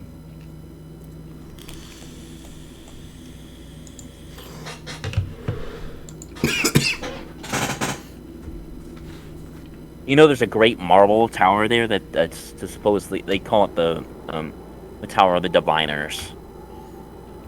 Okay. It's like a secret state, kind of like, for spying on the public and stuff like that. Something like that. Okay. Alright. Well then, perhaps once I return home, I shall, bid Gaul a good day and perhaps study with him.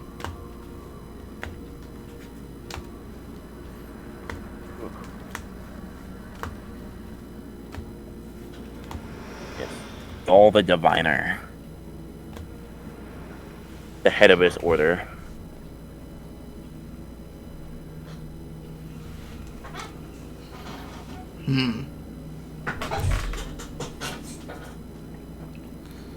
I'm surprised that the head of the divination, the head of such an organization, wouldn't come down here to purchase spell components himself. I'm surprised he didn't send a slave or a servant to fetch it for him.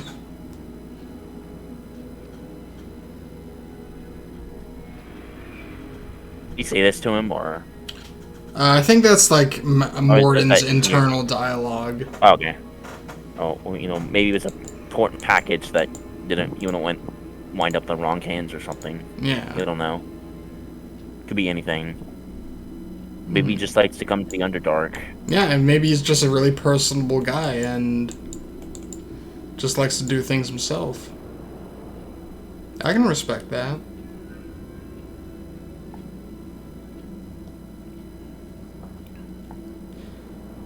So yeah, I think with that, I will bid the shopkeeper a good day and take my leave.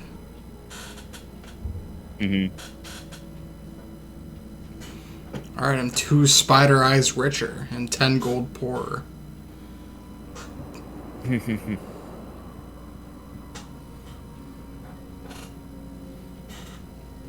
I will explore the city up until like an hour before dinner, then I'll return to the tower.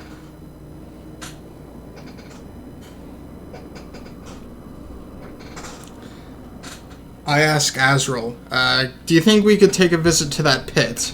If we have, do we have enough time for that?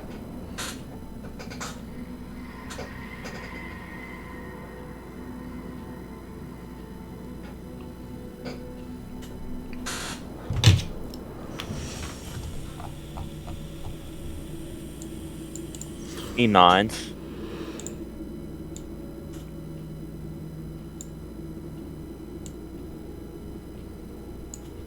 Excellent. Then, I guess I start. Well, at first I ask him where it is, and then I start walking towards it. It's on the edge. It's on the. Yeah, on the edge of town. Yeah. It's on the northern part of town, near the temples. Okay. Well, I will visit it. Start walking northwards.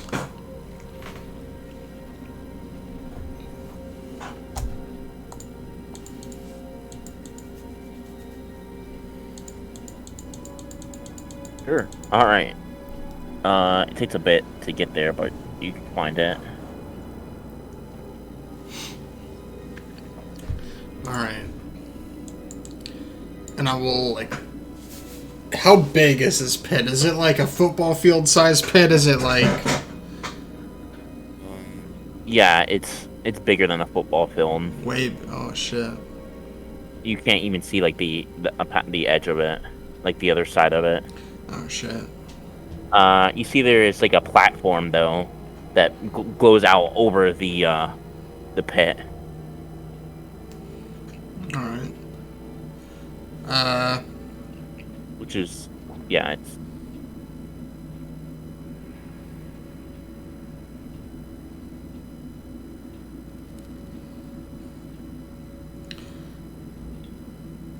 I, look to Azrael and say, now, if I go up there, you better not push me in. Kind of jokingly say that.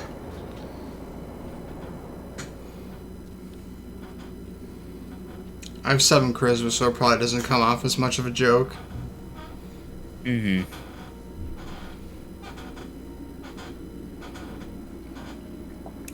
And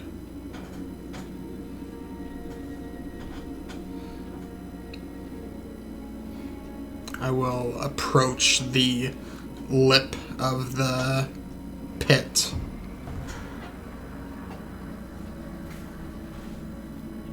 Like you go on the platform, or you like just go like there's like so like there's an edge that you can just like look it's down into, and there's also like I mean there's an edge that runs for hundreds of yards, and then there's a platform like on some of the edge that you can just walk across. It's like a narrow bridge. I think it'd be like for like single it'd be wide enough for like 2 people. Okay, I first stand shoulder to shoulder. Yeah. I first take a look over the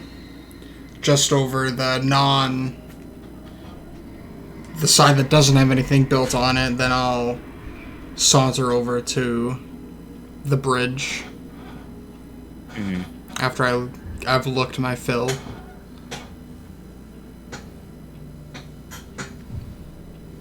Sure. Look down. Yep, it's a pit. Can't see the bottom.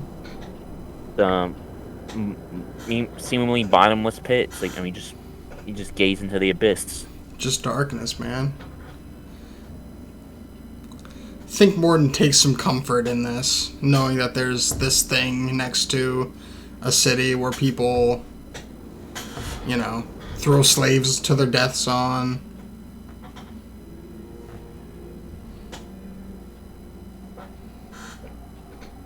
Alright. Well, I've looked my fill. Do you throw anything in, or are you just... Nah. Okay.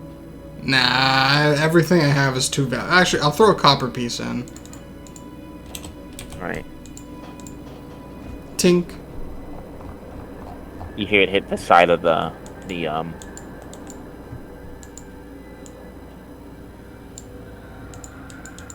cliff or the pit.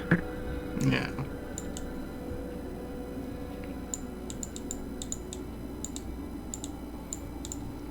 Yeah, you stand there for like 5 minutes, and you don't ever hear it hit the bottom.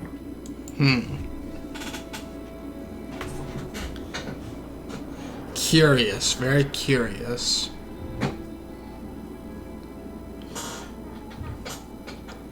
Well, I've deduced that this is a pit. And a fine pit at that. Alright. I think I start heading back to the tower. Sure.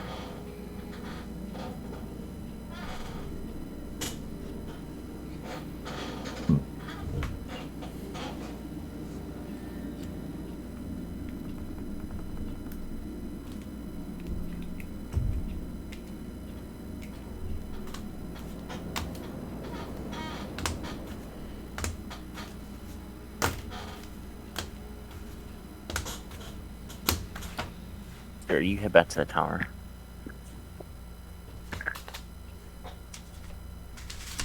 Cool. And I'll basically just I'll grab another book off the bookshelf and wait for dinner. Yep.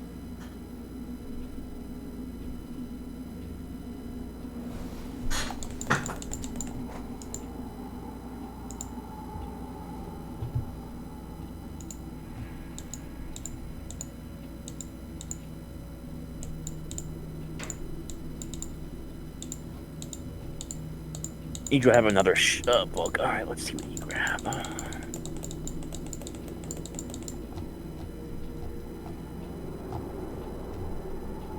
What's up, wizards? Oops. What the heck? Oh, D. I need to roll,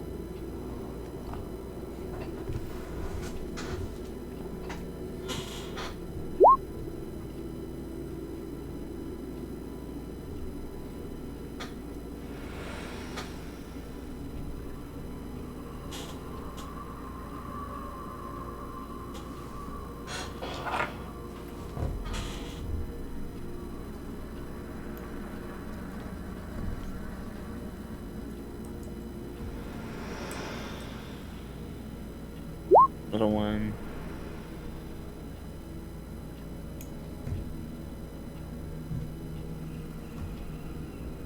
You find a book called Cubes, Cones, and Spears. The mathematical approach to the area of effects. Oh. Interesting. I So will... you basically find a geometry book about magic. Nice. I'll do a little bit of light studying before dinner. Oh, so that's how you're supposed to arc Burning Hand spell. Yeah, like it. Oh. Yeah.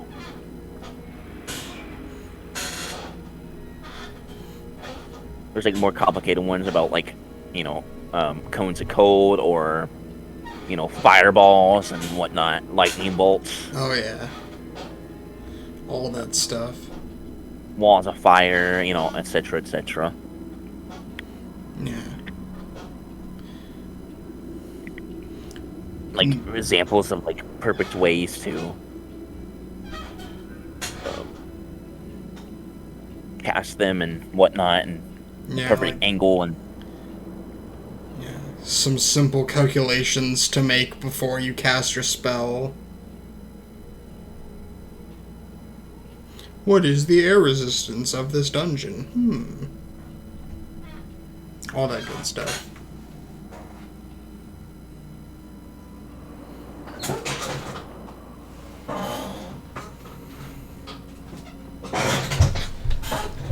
Morden reads this book with much gusto because he's like, he doesn't have any spells like that himself, so... Mm-hmm.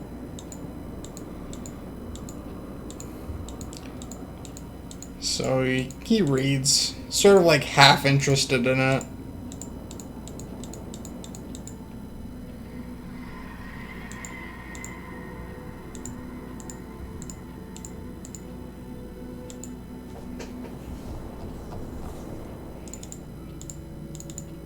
Sure, some time passes, and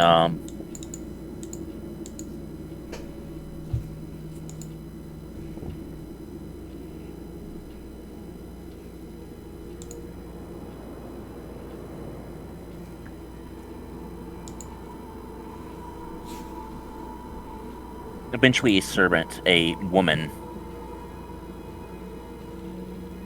There's like a knock on your door. I will answer the door. Yeah, you see an elven, a drow elf female. She's in like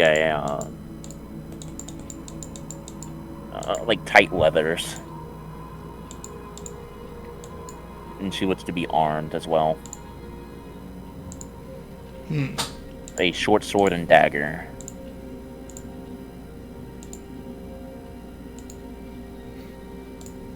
Ah. Is it time for supper?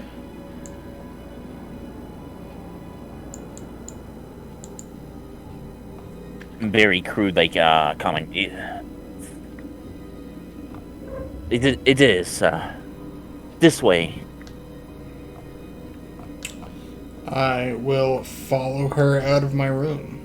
Yeah, she leads you to up the stairs, some way, and then you come to a sorry.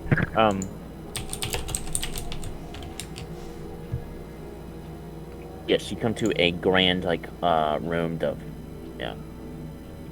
There's a big ass table. Drow sitting all around it. Azrael's already sitting down a place.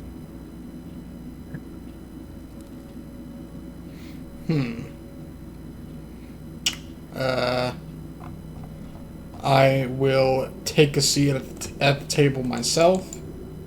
Yeah, she leads you to a certain spot. Yeah.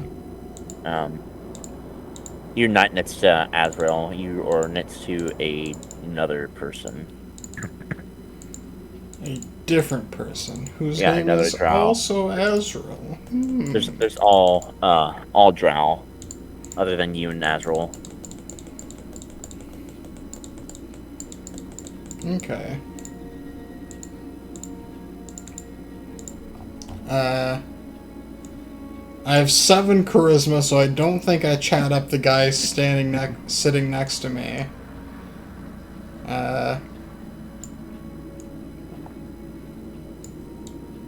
I'll like introduce myself and go, "Hi, I'm Morden Mastersmith."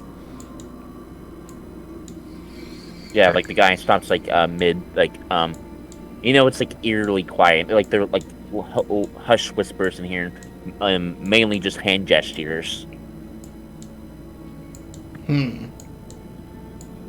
see the drow stops and turns his head to look at you.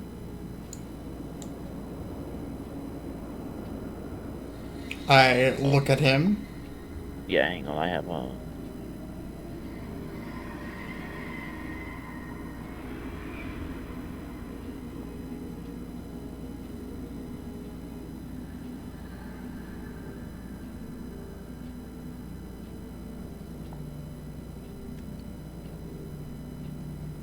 yeah, much like the other drow, he's got bone white hair, but his comes to like a widow's peak. It's long, flowing.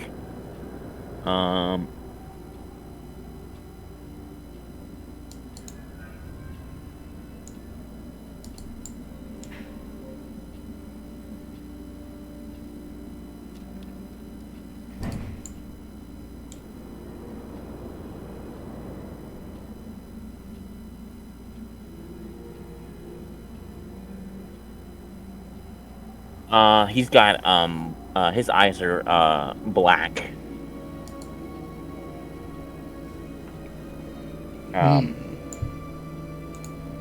Black with a hints of white on them.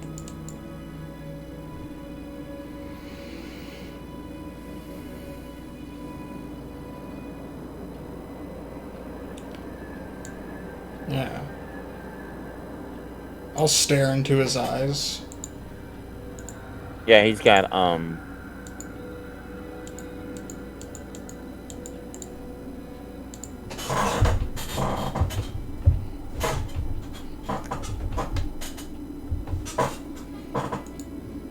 He's wearing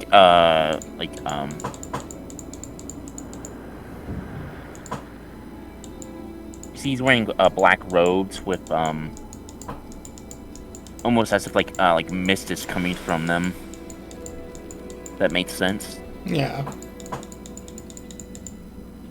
And then like the same thing from his cape. Like where there would be a bottom, it's like just kind of like a like misty. Mm.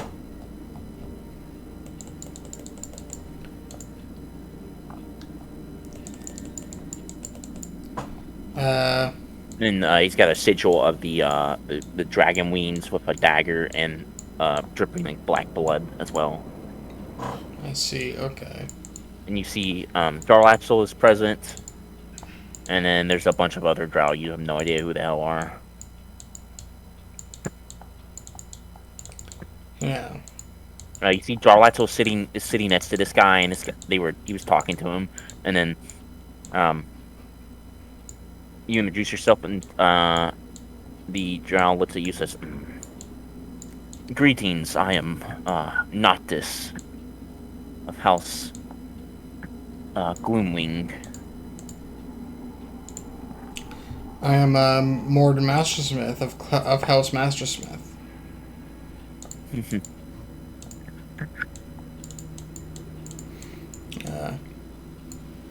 You are the Daywalker that they brought to me. Yes, I am. I've walked many days in the overworld, where the light shines heavily upon everything that it can reach.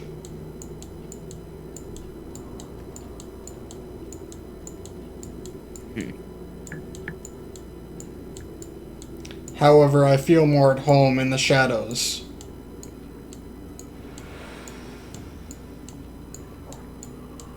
Do we all here?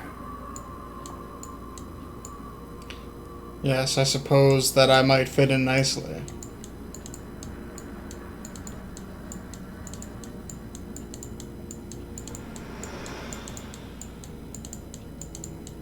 Let us hope so.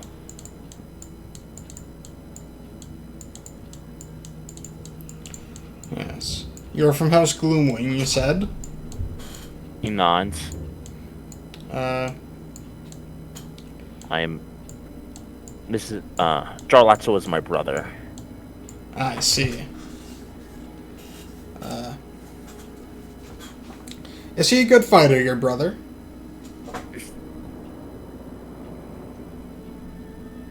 Well, let's just say...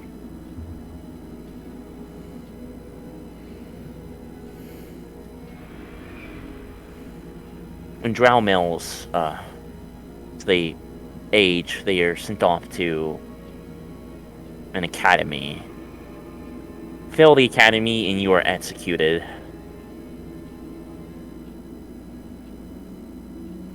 Oh. Sounds like if one were to be enrolled in such a school, one would have to learn fairly quickly. He nods. This is some sort of battle school, I suppose?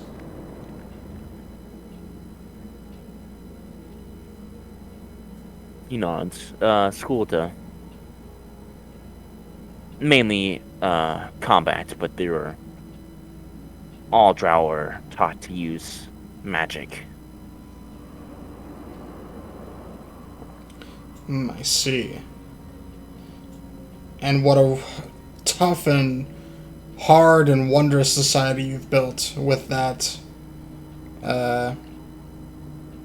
education at its center. I don't suppose many could survive down here without that sort of training.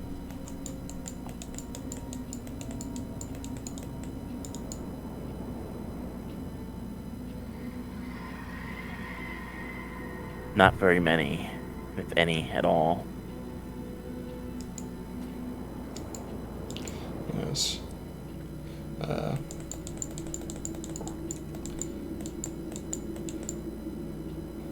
So I take it you've passed this academy as well? Yes, all males are required to go to the academy. Works very different on the surface. Most people go. Most people never have the chance to go to school, and down here, it's all that. It's a rite of passage, it seems.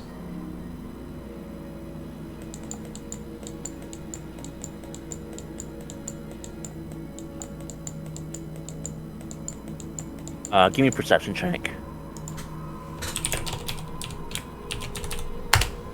24. Like as you're talking to this guy, you notice over your shoulder that Jarlaxle isn't wearing the eye patch on the same eye as he was earlier. Oh.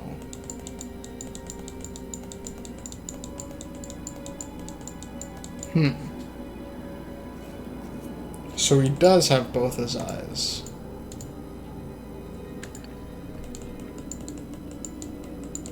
Seems like it. Is it like especially dark in this room, or is it well lit? No, it's dimly lit. Dimly lit. Yeah, it's very, very faint. Okay. I'll ask the guy sitting next to me. Tell me, why does your brother wear an eye patch if he has the use of both of his ocular faculties?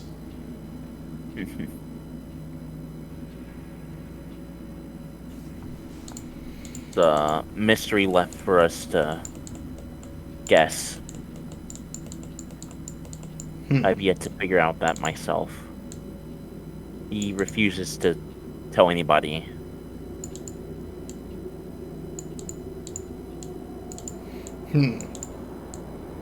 Mysterious, but I can see no harm done by the wearing of a simple eye patch.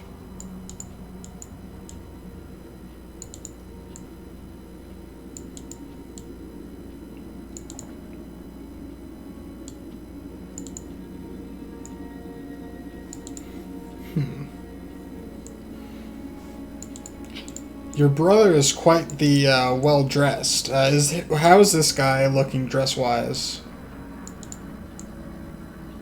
Like it's earlier. He's got the like shadowy robes and Right, cloak okay. on. They're black. I'll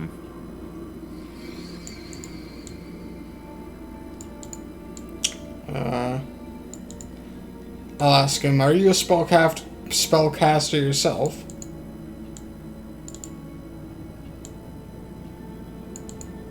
Yes, I am the archmage of our house.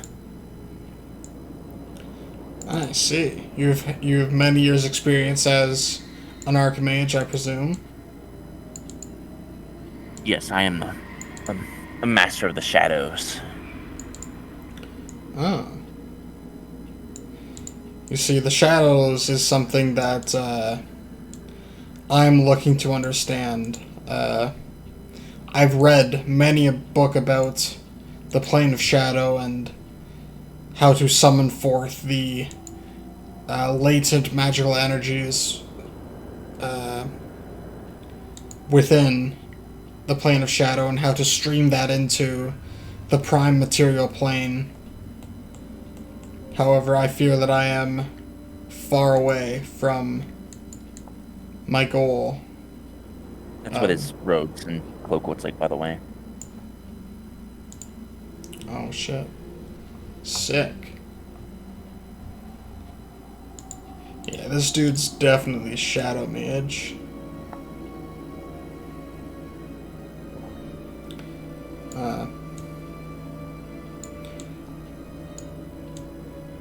Perhaps we could exchange spellbooks at some point in time.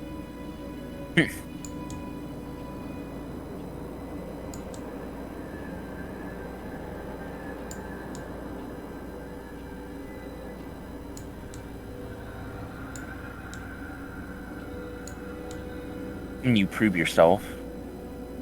Perhaps. I do not simply just open my books to all wizards. Yes, and nobody expects you to. Our spellbooks are a thing of prize. Perhaps once I reveal my adeptitude with magic. Perhaps then. But we shall see.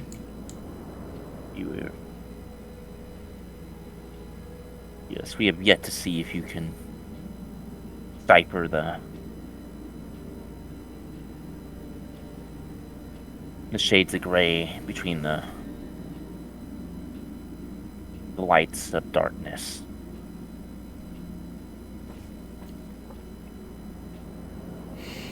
Yeah. Time will tell, though.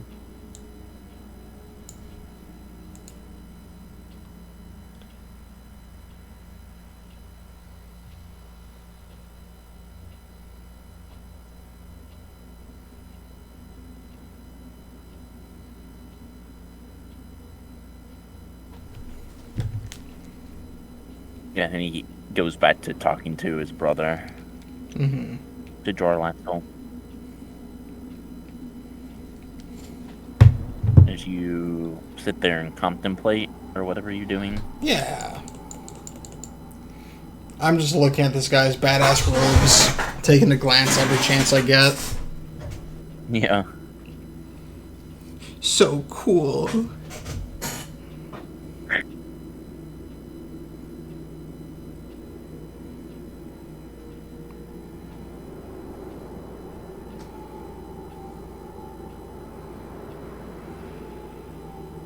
Alright, I'm gonna be right back. Alright, no problem.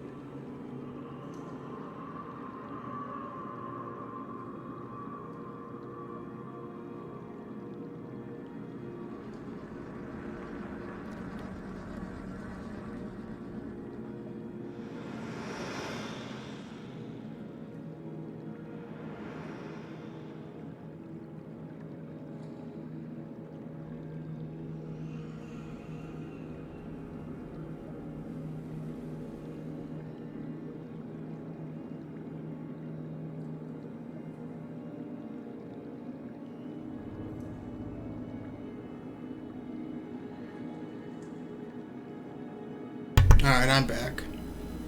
Welcome back.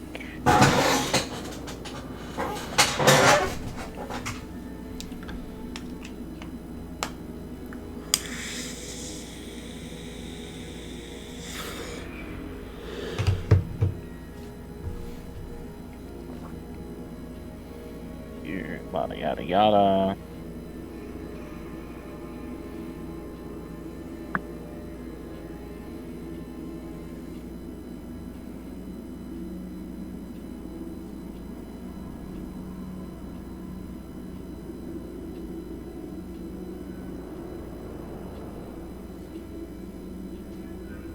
Reading this real quick.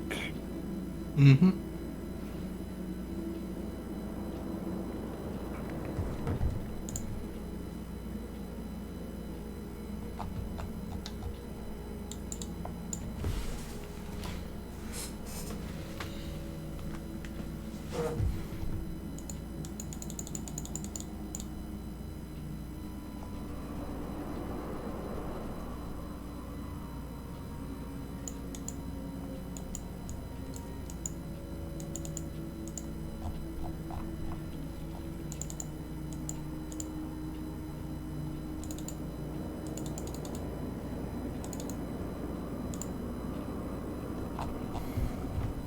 Yeah, so alright, so we could skip the rest of dinner as he doesn't talk with you anymore. He talks with the rest of the Drowkin. And then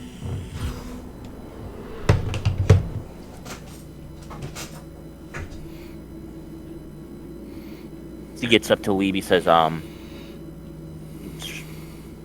shall you be coming with me? I see no reason why not. Nons. All right, and then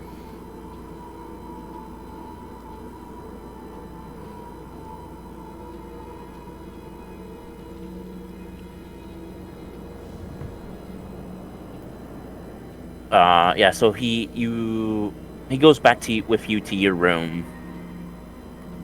I guess I didn't mention this earlier, but there is a window in your room. Okay.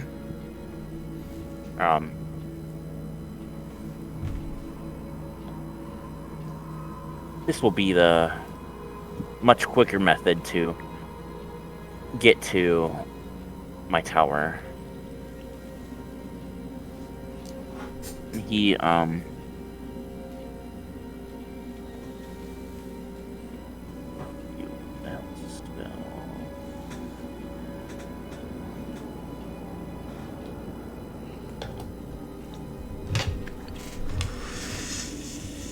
as he starts to speak, his hand starts to move, and he starts to.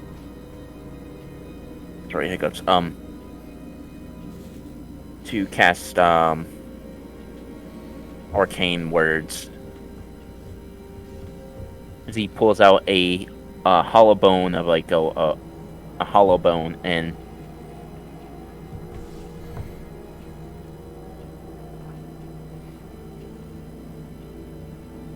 which he puts in his mouth and whistles and blows on it as the spell is cast.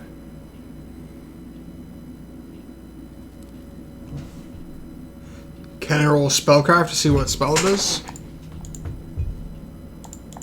Yeah. I'm not sure. How do you?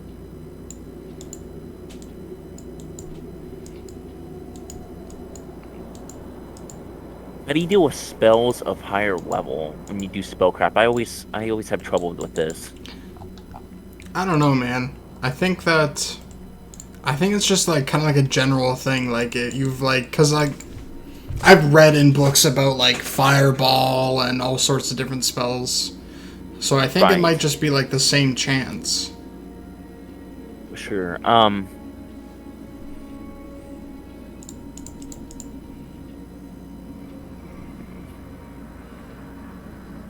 Sure. With spellcraft, I don't think you like. I typically say like you can't identify priest spells, and vice versa. Yeah. So obviously, you're not familiar with divine magic. Nope. Yeah. Roll me a spellcraft. Yeah, it's fine. Oh, no, fail. You don't know. Damn. Actually, hang on. I think you know, because I think you get a bonus because it's from your school. Oh, yeah. Let me put spell. I'm pretty sure you get a bonus. Proficiencies. Spellcraft. No PQRSP. +3 bonus when attempting a different magic of their own school. So you get a plus 20. Yeah, so you do pass. Nice. He casts Bloodstone Spectral Steed. Ooh.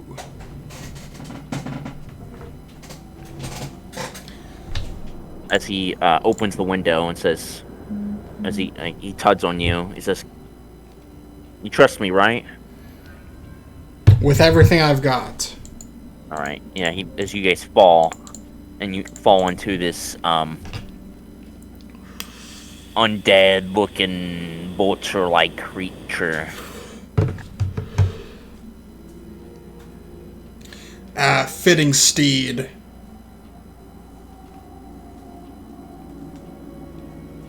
Yeah, it's got tattered wings. It's a huge skeletal vulture. It's got a bit and bridle, and then it's got two saddles.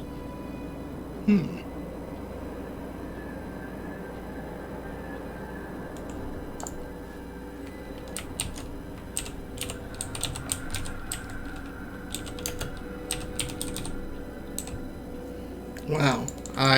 So we're like free falling onto this creature, right? Like you like jumped out the window onto it. It was hanging on the side of the tower. Oh, okay. Yeah.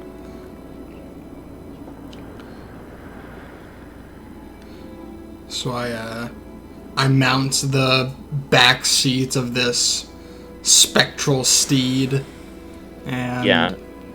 yeah. Yeah. He says, "Hang on," as he whips the reins, and uh, the vulture jumps off the tower, and as it jumps off, it falls some feet, and then it opens its wings and starts to flap them, and lets a caw. The giant. It's a yeah. I mean, it's like a terrifying screech that echoes throughout the cavern.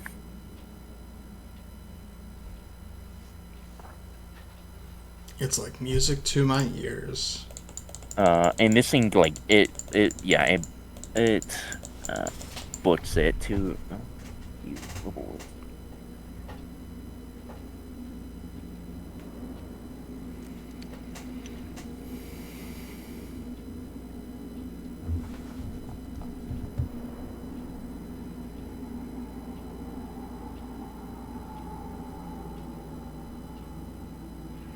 Yeah, so it moves at like movement rate like 48 as it flies. So it whips it through the air. Holy There's shit, like that's fast. yeah, it's probably the fastest you've ever moved. Like you're like the wind is tearing at your hair. You have hair, right? Yeah. Yeah. Like your eyes are starting to tear. Going at like Mach 3. Yeah. Fucking. My flabby face is just flying in the wind.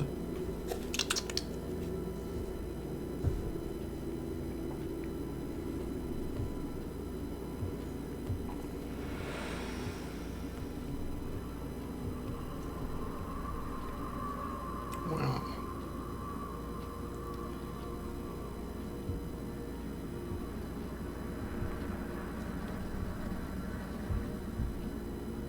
All right, and yeah, you guys fly throughout Draenor to his tavern. Not his tavern. His tower. Sorry.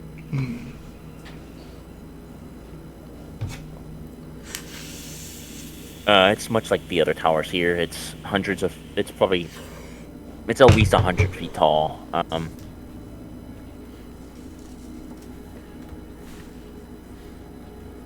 You can't see the top of it as you get closer to it.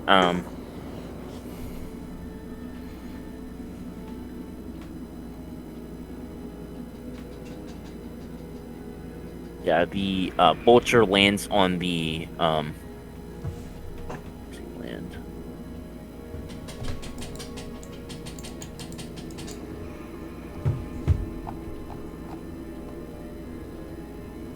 There's like a platform that the vulture lands on that stands out from the tower. There's what, sorry? Like a platform. Oh, okay.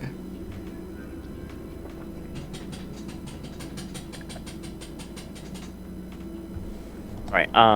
Yeah, so, and he gets off and helps you down, whatnot, if you need help, and then he says, "Come inside." It looks much like the other towers here. It's made of granite. I will, enter behind him. Mhm.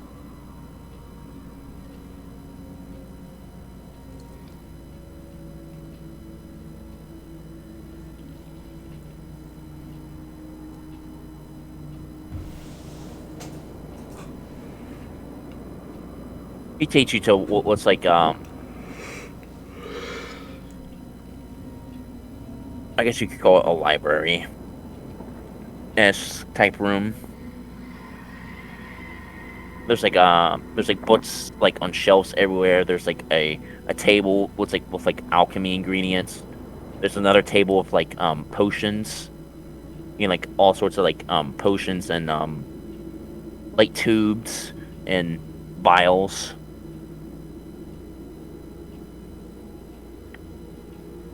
You have quite the setup here. There's also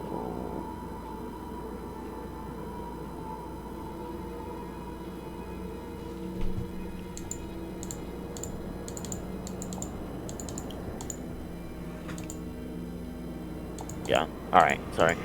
Yeah. There are various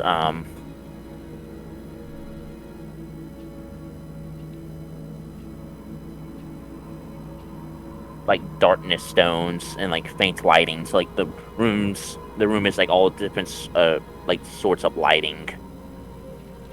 Like there's like a darkness stone. Yeah, like near like a near like a candle, and it like it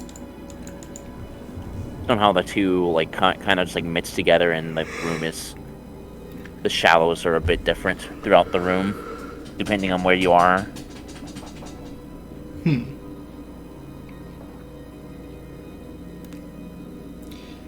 A fitting room for any shadow mage. Right.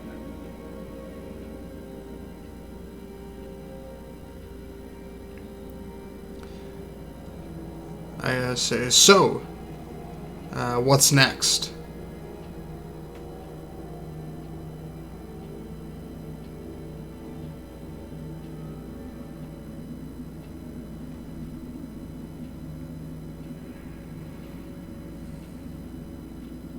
Treating this, blah, blah.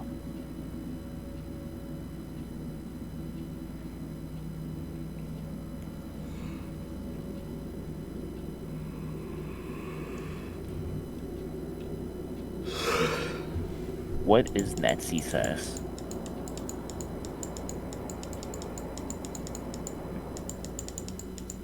Well, I've never taken an apprentice. There's always a first for everything.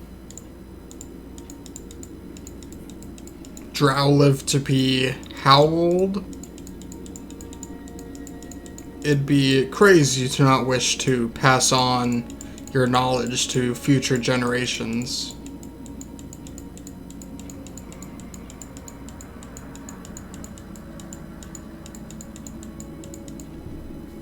Aging. Oh, wow. They can live between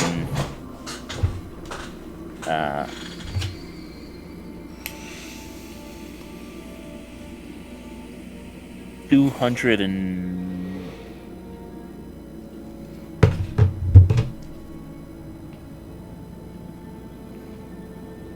200 between 228 and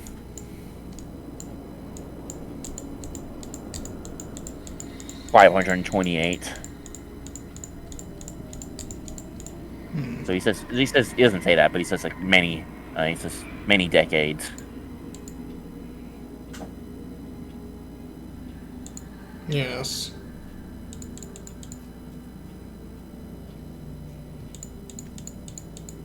I mean, obviously, this guy doesn't look very old. I mean, obviously, he looks like he's like like 20s in human ages.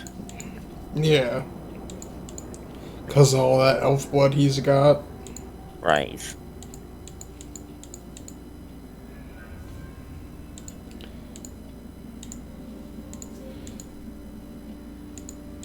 Yes, well.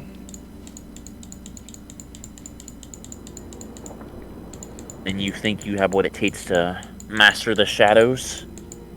He begins to cast a spell. You can make a spellcraft if you like. Sure. Oh, +3. Yeah, okay. Let's see what spell this was.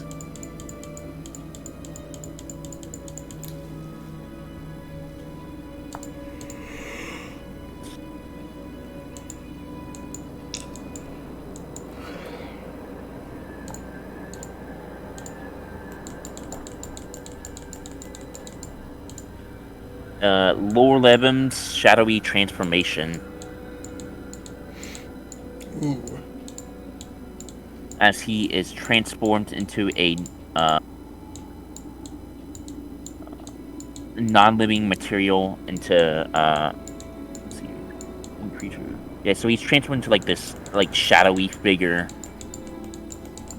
Yeah, he's like in some substantial.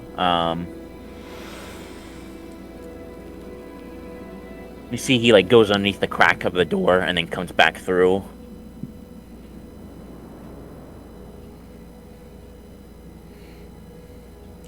Yes.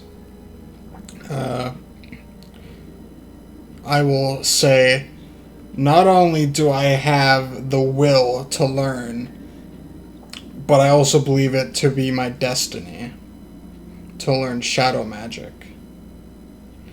I have a knack for it, if you'd believe it.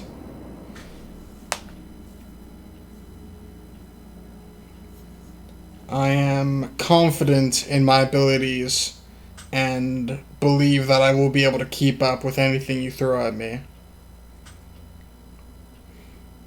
I'm quick on my feet, quick of mind, and I have the wisdom of an entire lifetime at my disposal.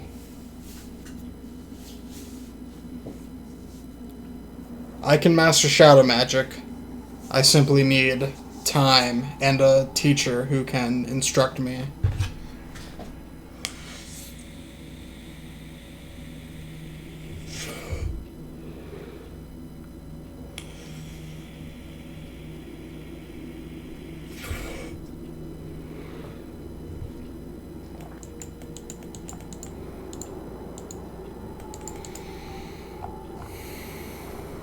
Yeah, still in his shadowy form. He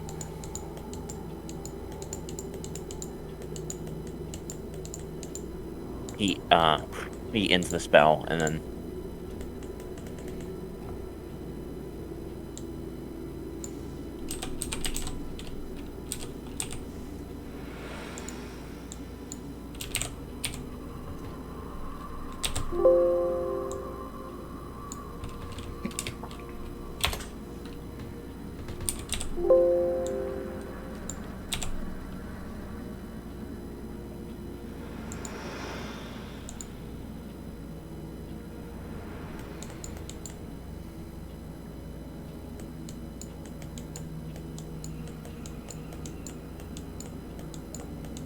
it could be many moons before you see the surface again. Are you?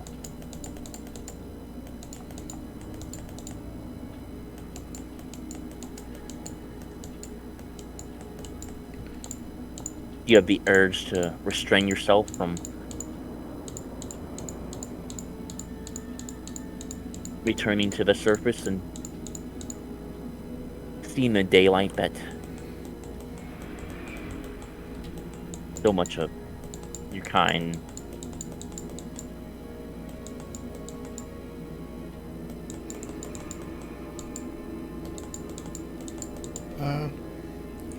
What better way to learn shadow magic than being immersed in darkness? I can restrain myself from leaving this place as long as I have a reason for doing so. And learning magic is a suitable criteria for me for not leaving.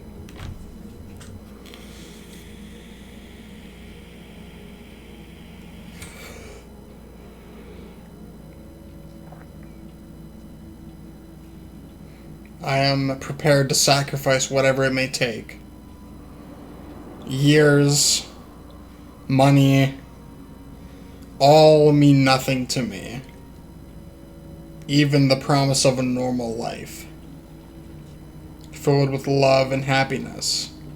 I would trade it all for but a single spell of shadow magic.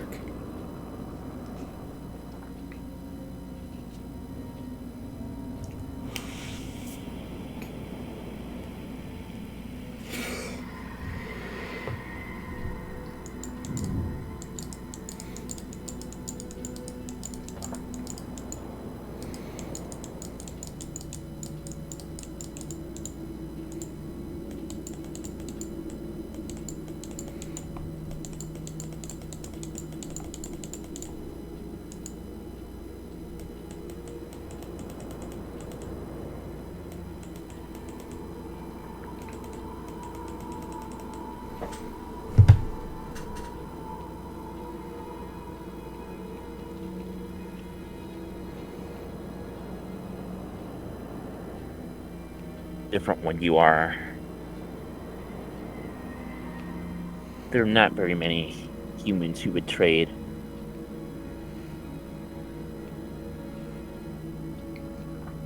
the warmth of the light in exchange for knowledge and power.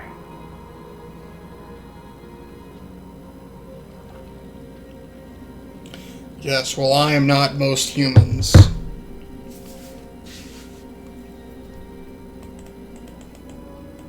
Most humans aren't stupid enough to come traversing through the Underdark either. Stupidity, perhaps.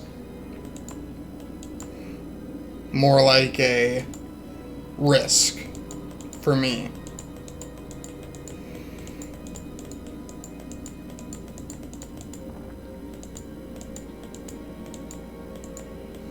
Risk that you gambled your life for.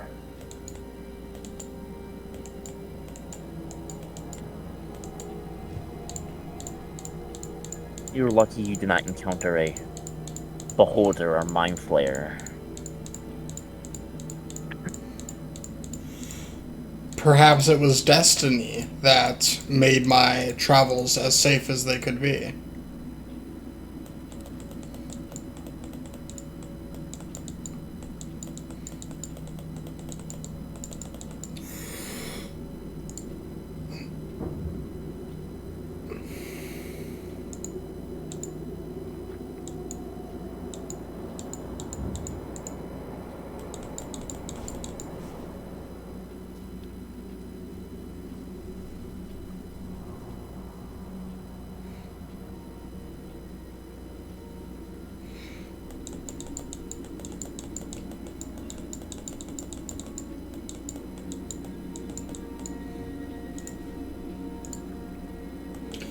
Perhaps the gods themselves willed me to this exact spot. The gods, huh? Are you a particularly religious man?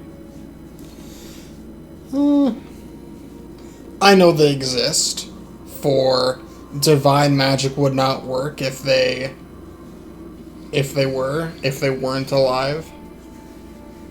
I am religious, I would say.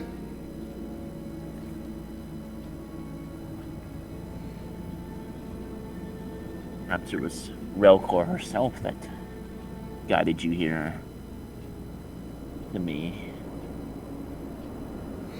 Yes.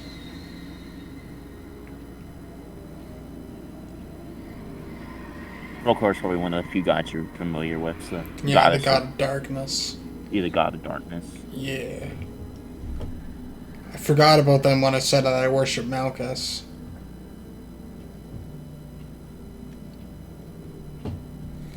Oh, that's fine. You don't have to worship Malchus, or you can retcon that. Say you worship whoever you want. Yeah, I probably, yeah. Relcor is the goddess. She's female. Goddess. Yeah, Illumis is her twin brother. Mm-hmm. The god of light. Yes.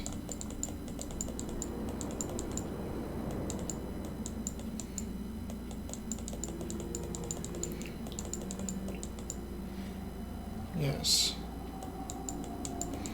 I hope to one day perhaps earn enough favor with Relcor in order to become her champion.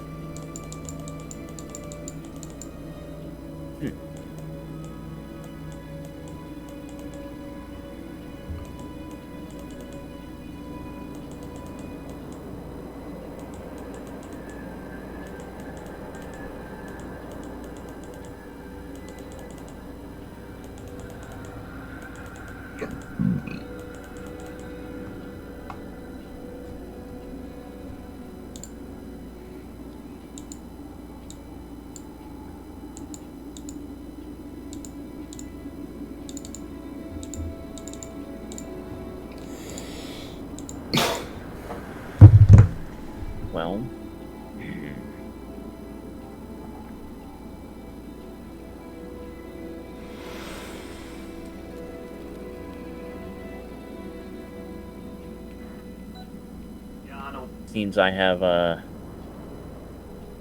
myself a new apprentice. Then you have proven yourself worthy coming here.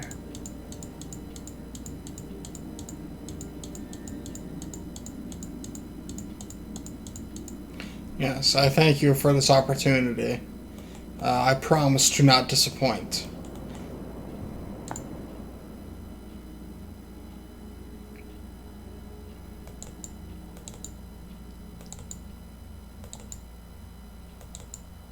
Let us hope not.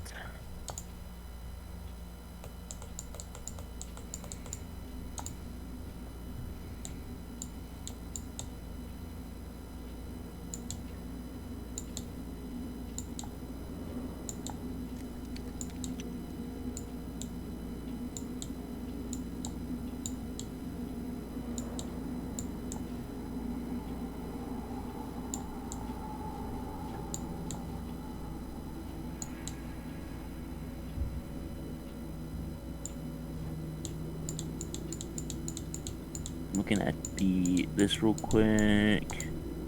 Look at this.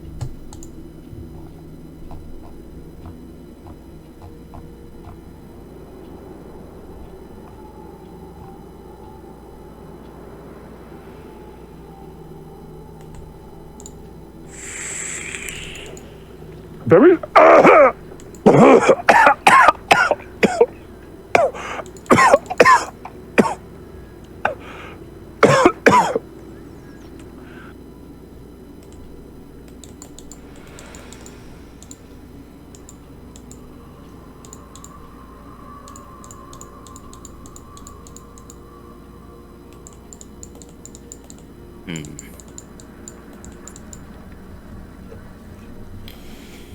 Return to. Come back tomorrow. We will begin our. We will begin then with your studies.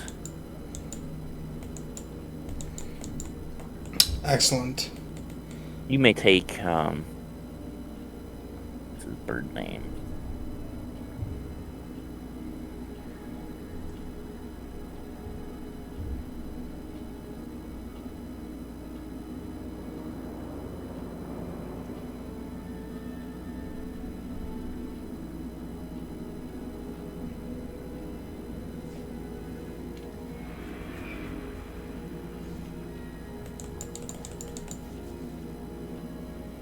You may take Bones. He is yours for the day.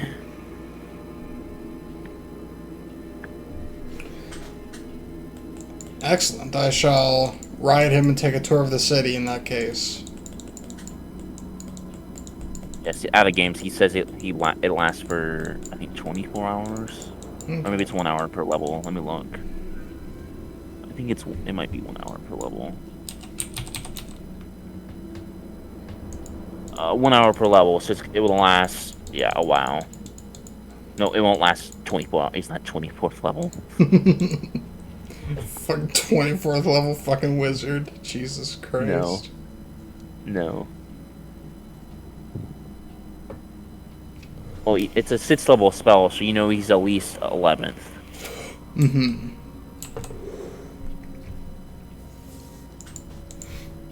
I think at least 11th. At least. At least 12th, sorry. Oh, yeah.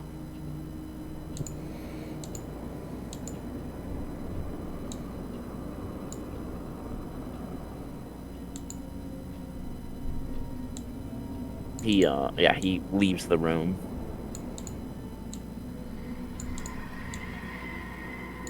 Alright, and then I will hop on his spectral steed and ride away.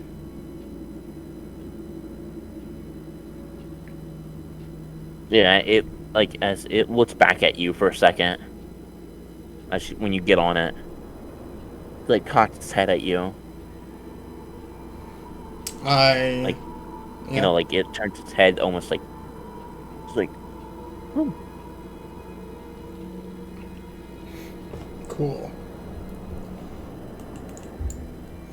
And I pretend for a little bit that I cast this spell and I'm the one who is the big dick wizard. Yeah. Hell yeah, I'm flying, dude. But yeah. Sure. You joyride the vulture.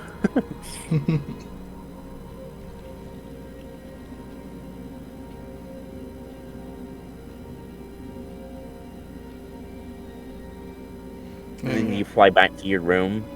Yep. Okay.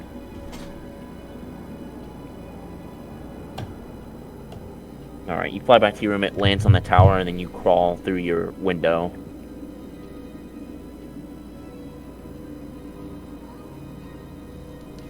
Yeah. And then it takes it actually it just actually it'll take back off. Actually it stays there. Okay. It just stays on the tower, yeah. Alright. And I need to go really soon. Yeah, no problem. So sure, we can do XP here. yeah. Alright, sweet. No combat today, but I will give you. You made it to the freaking Drow City, so that's, I mean, you ventured the damn Underdark, so that's definitely worth. That's quite a feat itself. Hell yeah.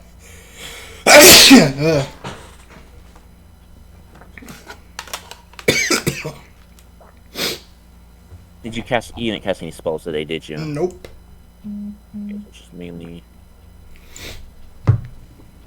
Just give you that much. You have 10%, right? Yep. You have 20%, right? Yeah, you have 20%. You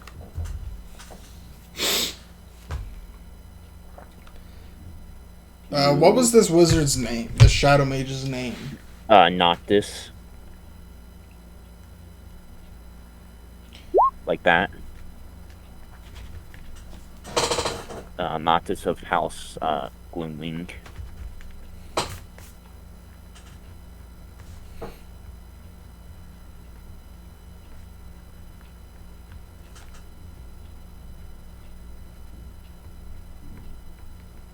Okay.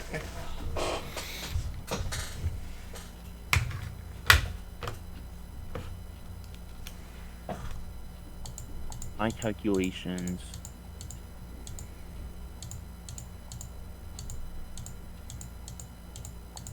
Alright, take home 1,500 experience. Nice. Does that level you up? It sure does. Wait. Yeah, it does. Yeah, you need 2,500 to level 2.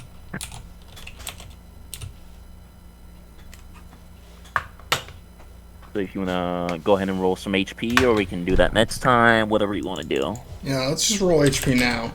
Alright, beautiful. Give me what's your con? That's 14, so no bonus. Alright, just roll me a D4. Alright, come on, big money. Yeah! Oh, yeah, there we go. Beefy wizard. I'm the fucking... I should have gone fighter mage. Damn. Nah. Should have been fighter mage cleric. Fighter mage triple class. Fuck yeah. Oh, I could have done that with these 316s. You could. Or you could did cleric mage. There's another one. Cleric mage. There's a fighter cleric mage, and there's... I thought there was another one. I'm pretty sure there's another triple class. There's like a druid option. Yeah, so you'd be mage, cleric, druid, is that a thing? I don't know. I'd have to look at it. I don't think you... I think it's either cleric or druid. So it's fighter mage thief, fighter mage cleric, or fighter mage druid. Yeah, because druid is a subclass of cleric. Mm-hmm. Or you could do druid mage, or fighter druid, or ranger cleric. Yeah, there's a bunch of different all that cool stuff. And gnomes are the only class that can be like specialists and multi-class, so they could be like illusionist thief, or cleric illusionist, or fighter illusionist. Yeah. Which is pretty cool. It is pretty epic. And then leveling for like wizards, so what I do is I let you pick 3 spells, but just since you're specialists, one of them has to be from your school, Yeah. Okay. and then the other two you can do whatever you want with. I get to choose 2 spells? You choose 2 spells. Roll for them, obviously, Okay. and then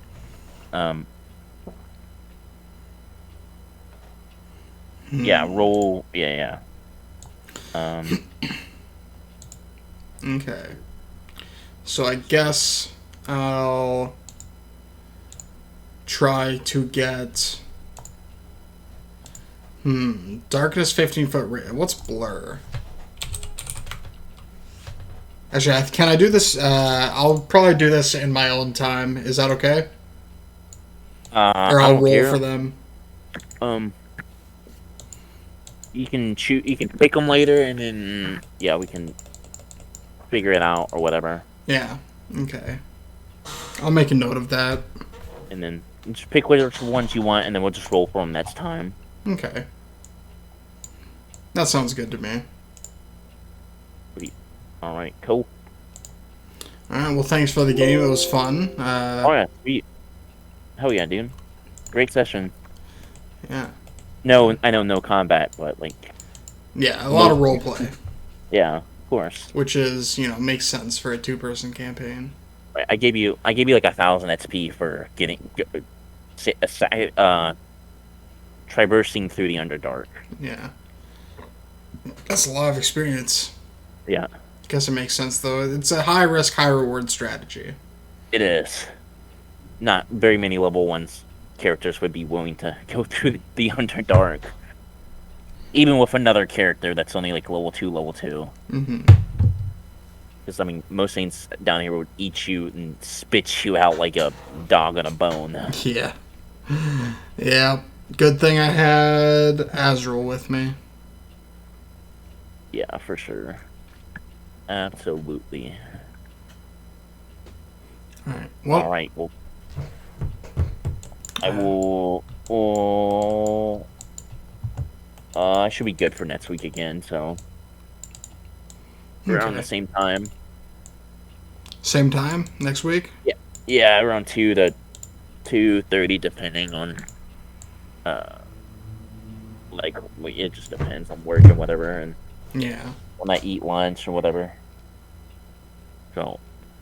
Between 2 and 3, typically. So. That's my time, obviously. Your time would be. Yeah, my time's an hour later. Yep. So, cool. All right. Well, yeah, the other guy I played against for yesterday. He watched our first session. Oh shit! Nice. Yeah. Awesome. So he was looking forward to watching this one too. So. Yeah. Like, it's definitely interesting. Heck yeah. All right. Good session. All right, All right, I will talk to you later then, bud. Yeah. See you later, man. All right, later. All right. So that was episode 1 of DM versus DM of DVD, and we will be back next time to do some more stuff. Later, guys. See ya.